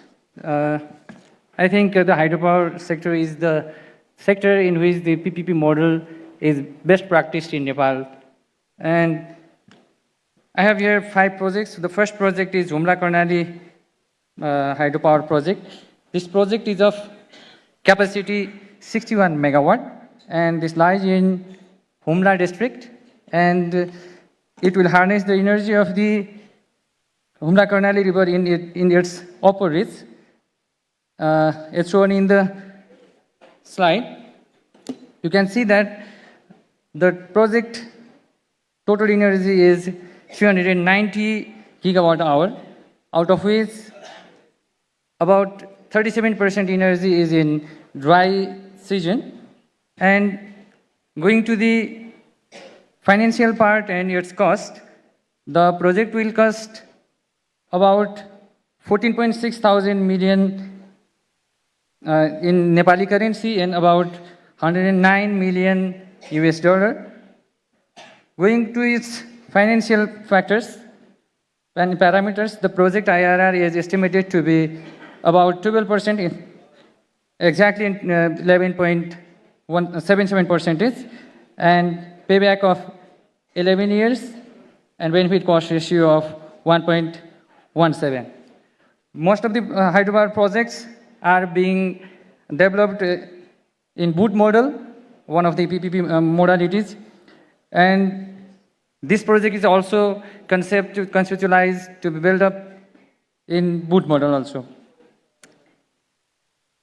Going to the project's status of the project, the project study, feasibility study of the project has been completed in December 2023, and its environmental study also completed in the same date. And the EOI has been published for this project. Going to the next project, this project is Kawadi Khola hydropower project. It is of capacity 30 megawatt. It is identified in the Kawadi Khola, which is the bordering river of Bajura and Humla district, and its energy is about 185 gigawatt hour. I'm talking about the annual energy, and out of which about 36% energy is will be in dry months. And about its cost and project financial factors, the cost is about 6,409 million NRS, which is equivalent to 58.26 million US dollar. And going to its financial IRR, it is about 12.21%, an attractive one. Talking about the payback period and benefit cost ratio, payback period is estimated to be 10 years and benefit cost ratio of 1.23. The project, this project is also conceptualized to be built up in boot model. And talking about its status of study, the feasibility study of this project has been completed in 2020 June, and the same date for the environmental study. And this project also has been floated for the expression of interest. The next one, Super Budi Gandaki hydropower project of capacity about 35 megawatt, exactly saying 34.93 megawatt. And this project is identified in Budi Gandaki river. It's in its upper reach. And this project will lie, this project lies in the Gorkha district. Talking about its energy, annual energy is 83 gigawatt hour, and about 30.35% of energy will be in dry season. About its cost and financial factors, the cost is estimated to be 7,000 million NRS, which is equivalent to 55.54 million US dollar, and its financial indicators, IRR of 12.63% and benefit cost ratio of 1.18.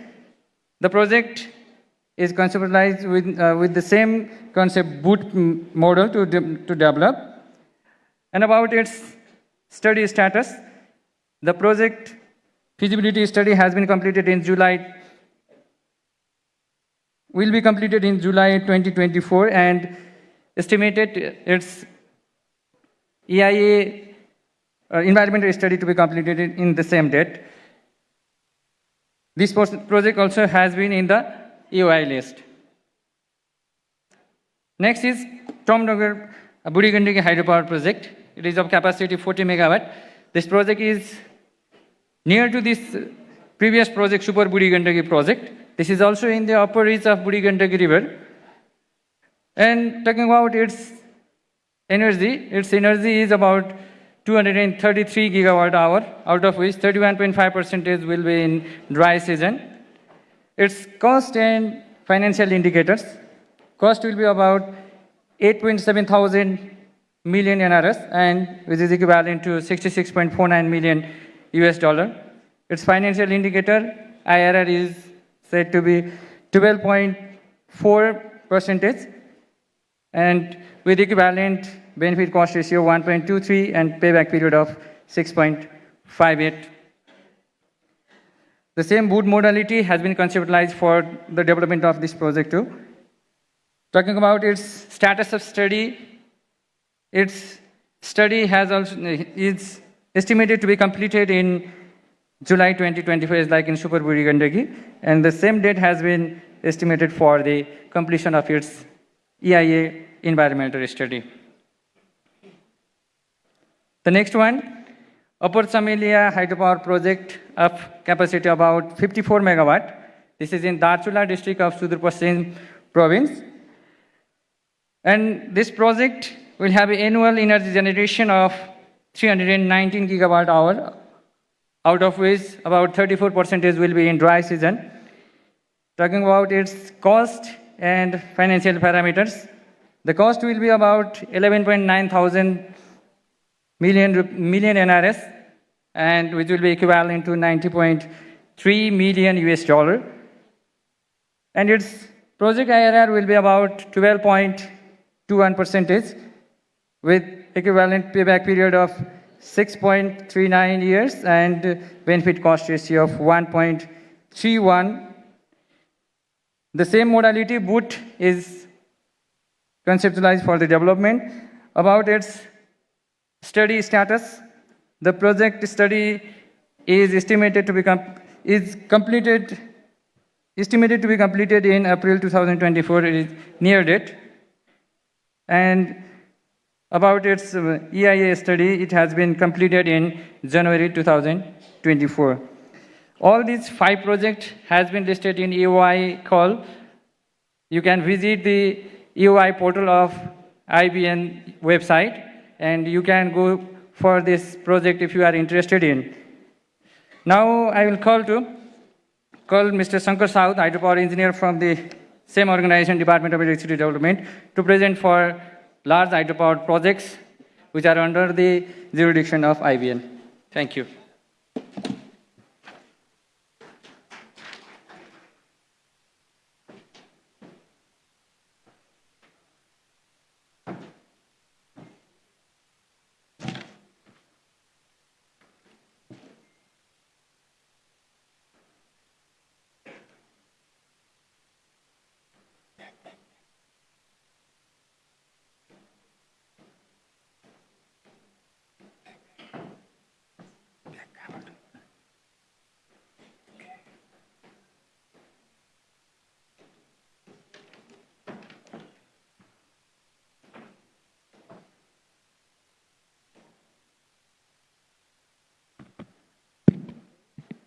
Good evening, ladies and gentlemen. I am Shankar Bahadur Saud, hydropower engineer at Department of Electricity Development. So I am going to present the 4 projects which are studied by Department of Electricity Development, but they are called for EOI from IBN because they are of capacity greater than 200 megawatt. The first project is Naumure Multipurpose Project. The combined capacity of the project is 281 megawatt. The project is the storage multipurpose type project. The dam of the project will be constructed in the West Rapti River, 1.5 kilometer downstream of the confluence of Mari and Jimruk River. It will be a 169 meter high CFRT dam. And from that Naumure storage project, 218 megawatt hydropower will be developed. After that Naumure storage project, a second hydropower project will be a Lamatal re-regulating hydropower project, which will develop 8 megawatt hydropower. And after that, the water will be diverted to Kapil Vastu for irrigating approximately 29,000 hectares area for irrigating the area in the Kapil Vastu district. And that project will generate 54.7 megawatt hydropower.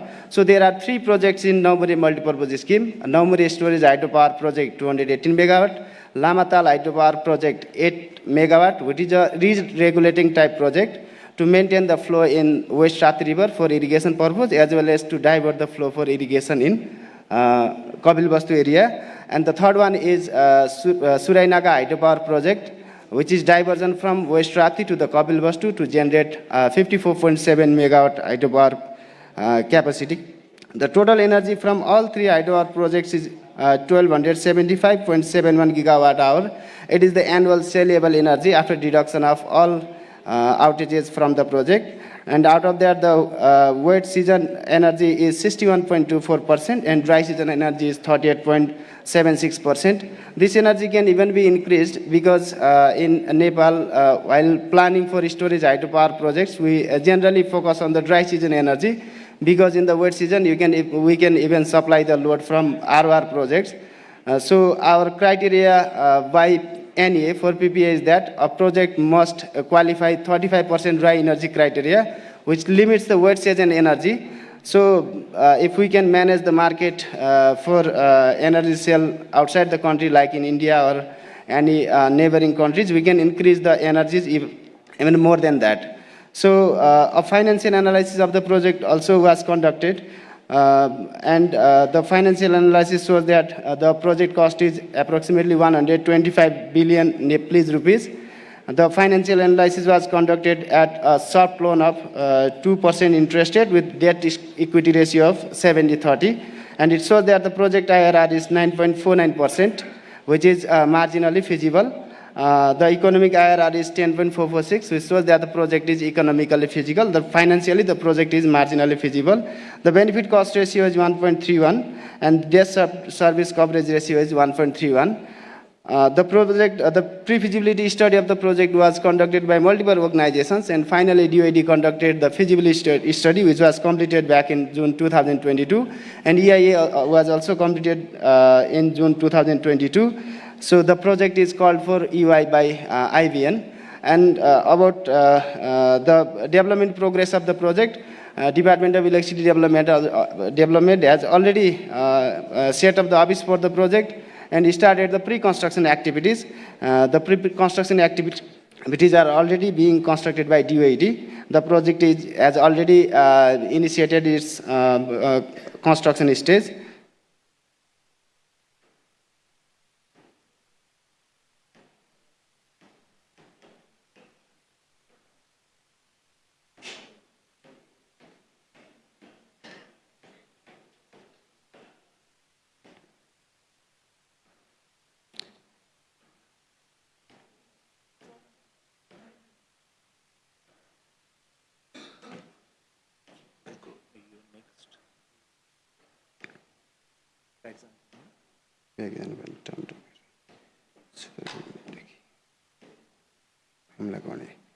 The next project is Khemti Those Sivalaya hydropower project of 1216 megawatt capacity. The prominent features of the project is that it is basically designed to generate energy in dry season, prominently in dry season. As you can see from the energy table, 94% of the energy will be generated in dry season. This project is planned considering the load deficiency in dry season in our energy system. So 94% of the energy will be generated in dry season, and 5.92%, approximately 6% will be generated in wet season. So the project is proposed in the Khimti River. It will be developed with a concrete dam of approximately 280-meter high concrete dam. And the capacity will be 1216 megawatt, and the annual energy generation is 1411.35 gigawatt hour. So according to the interim design report or interim level study of the project, the cost of the project is 289 billion Nepalese rupees, which is equivalent to 2180.36 million US dollar. The payback period of the project is slightly higher, 19.31 years, and economic IRR from the project is 12.15%. So the project feasibility study of the project is ongoing. The interim level design is completed, and the feasibility and EIA of the project is expected to be completed in September 2024. And at the same date, EIA and feasibility will be is estimated to be completed. So basically, this project is necessary for our energy system because it will generate energy in the dry season. Most of the energy will be generated in the dry season. So it is important in our context because it will reduce the energy import from India. The another project is Kalingandagi 2 Storage Hydropower Project. It was identified by Gandak Basin Master Plan in 1979. And after that, DOED is conducting feasibility study of the project. This project consists of a 155-meter high CFRD dam. It is proposed to be constructed with CFRD dam of 155-meter height. And the dam will be located approximately 25 kilometers upstream of the Devghat in Kalingandagi River. The dam will be constructed in the Kalingandagi River. And the powerhouse will be constructed at the dam too. The project will generate 650 megawatt capacity with total annual energy of 3294.62 gigawatt hour. The project will generate 35.57, approximately 36% energy in dry season, whereas 64.43% energy in wet season. The same scenario is in this project also. So if we can explore the power export market in neighboring countries, we can even increase the annual energy generation that can be even more than 3294.62 gigawatt hour. The estimated cost of the project is 133 billion Nepalese rupees, and as per financial analysis of the project, the IRR of the project is estimated to be 9.7%. It is where it is marginally feasible. Benefit cost ratio is 1.09. Debt equity ratio is assumed to be 70:30, 70% debt and 30% equity, and debt service coverage ratio is 1.45. The feasibility and EIA study is ongoing and is estimated to be completed by April 2025. The next project is a Varbang Storage Hydropower Project, which is proposed to be constructed in Tuliberi River, and the project location lies in Dolpa district. It is approximately 28 kilometers away from Dunai Bazar. The nearest market is Dunai Bazar.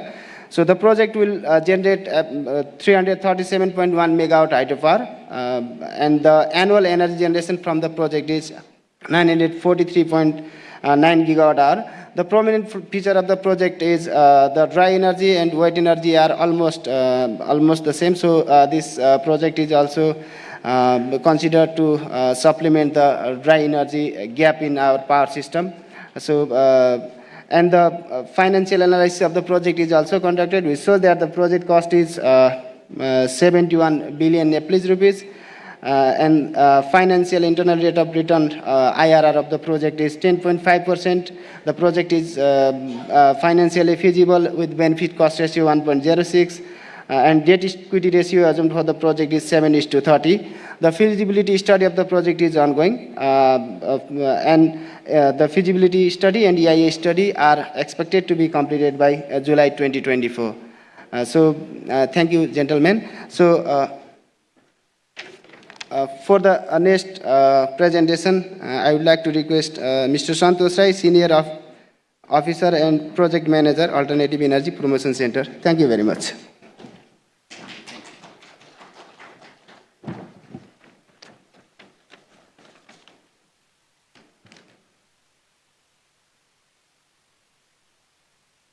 Namaste and very good evening to all of you who are present here with this August gathering with us today.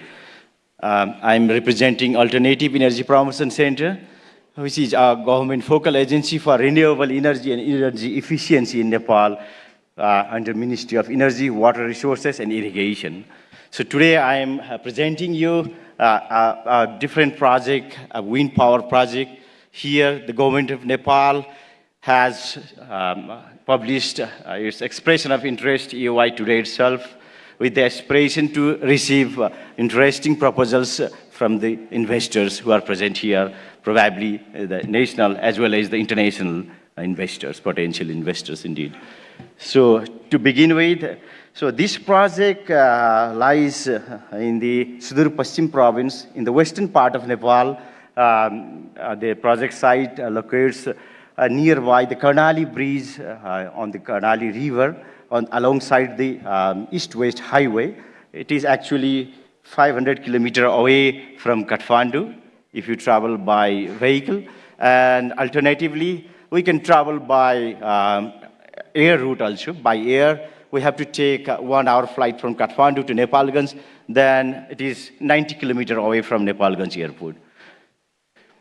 So here, our idea is to showcase this new idea among the potential investors to open the avenue for harnessing wind potential in Nepal. As we all know that we have already harnessed solar potential here in Nepal.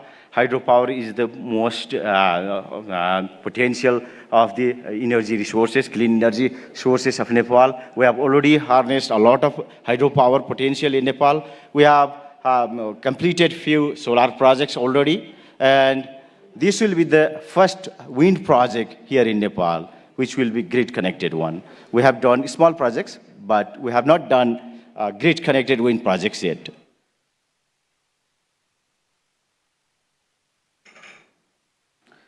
So if you see the financial indicators, this might not be attractive to you for the potential investors because to begin with, the government of Nepal has offered with this initial offering to you, which shows not much attractive in my understanding, in my perception, not much attractive to the financial perspective, but it can be very attractive if you see with the economic perception, with the lens of economic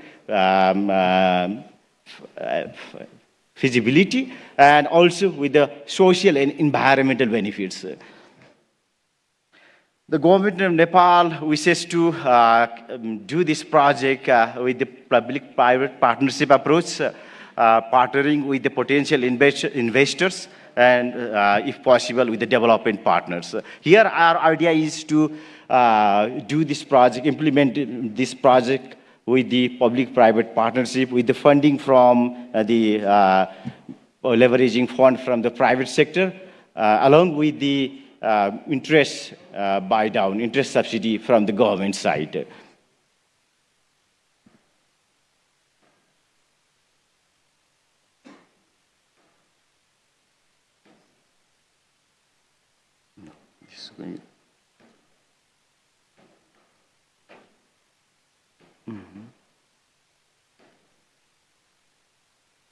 No.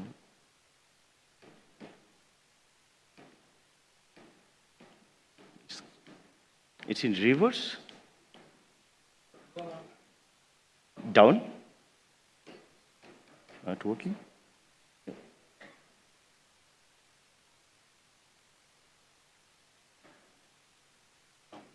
This one? Okay, thank you. Sorry.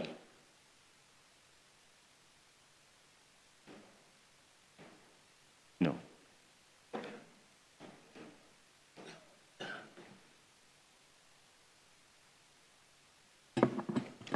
So with this, I hereby request the potential investors, the distinguished guests who would be interested to join hands together with the government of Nepal.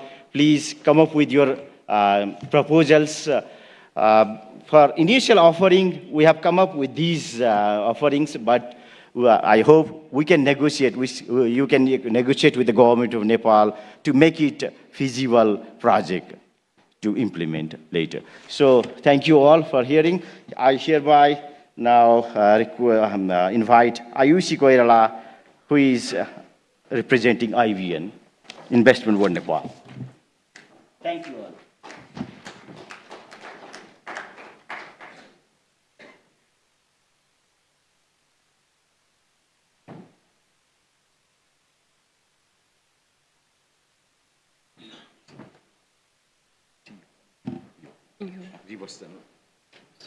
Thank you. Namaste, everyone. I'll be very quick with my presentation. Today, I'll be talking about relevant laws governing investment. So let me just get to the presentation. So here's a list of laws that regulate investment in Nepal. So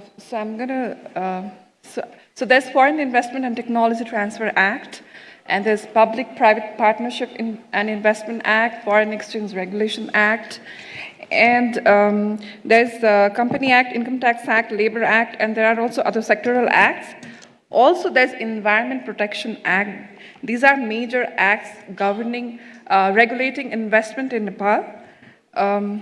And so investment, so the word investment, what does it mean? So where all can you invest? How can you invest? So investment can be done in shares, loan, technology transfer, lease finance, and there's also a provision for establishment and expansion of branch and venture capital fund, and others are as specified in the relevant laws. So moving on to my next slide. So there's a list of restriction on foreign investment where certain industries and businesses have been restricted and they've been listed out, such as poultry farming, personal service business, industry producing arms and ammunitions, and other similar substances and materials, real estate business, travel agency involved in tourism, publication, media house, and there's also educational consultancy. I think this has some exception. I think we're done here. Thank you so much. Have a good evening.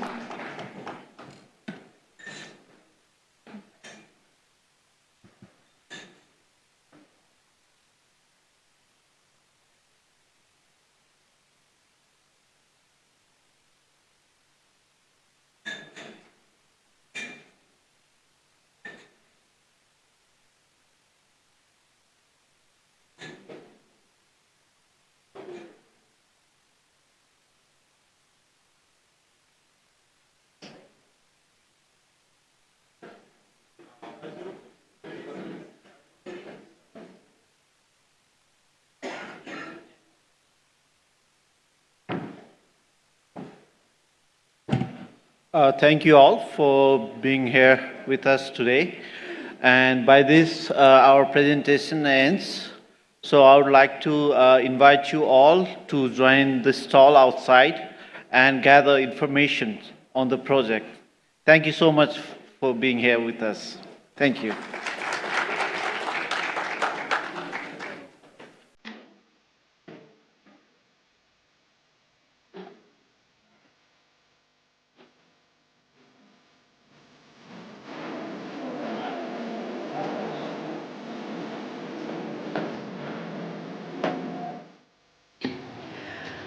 Ladies and gentlemen, thank you so much, especially to this pool of experts. Ms. Ayushi, if you could join in one more time for a quick group photograph again.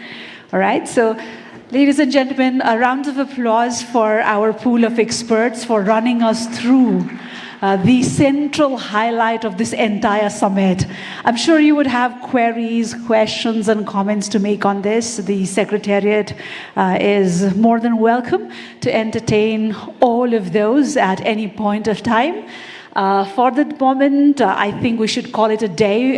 It's been a pretty long day today. To the experts, thank you so much, and also to the members in the audience, thank you for your kind attention and for your patience. So tomorrow is going to be a fresh and a new day, wherein we'll be part of almost 12 sessions and side events. We will be beginning at 10 a.m. right here at this very particular venue. The sessions will be split into 4 and will be running 4 sessions parallelly. So you might want to come a little earlier, maybe around 9:30, to find the session of the panel of your choice and enroll yourself to it. So 10 a.m. is where we begin the panel tomorrow. We expect you at least by 9:30 just to run through what's going on around, and also please do not forget to run through the stalls, more than 20 plus stalls that is put up outside. For today, one more time, thank you very much. We will now be meeting at the networking dinner at this very venue. So until we see you tomorrow, have an enjoyable evening. Thank you for being a great audience.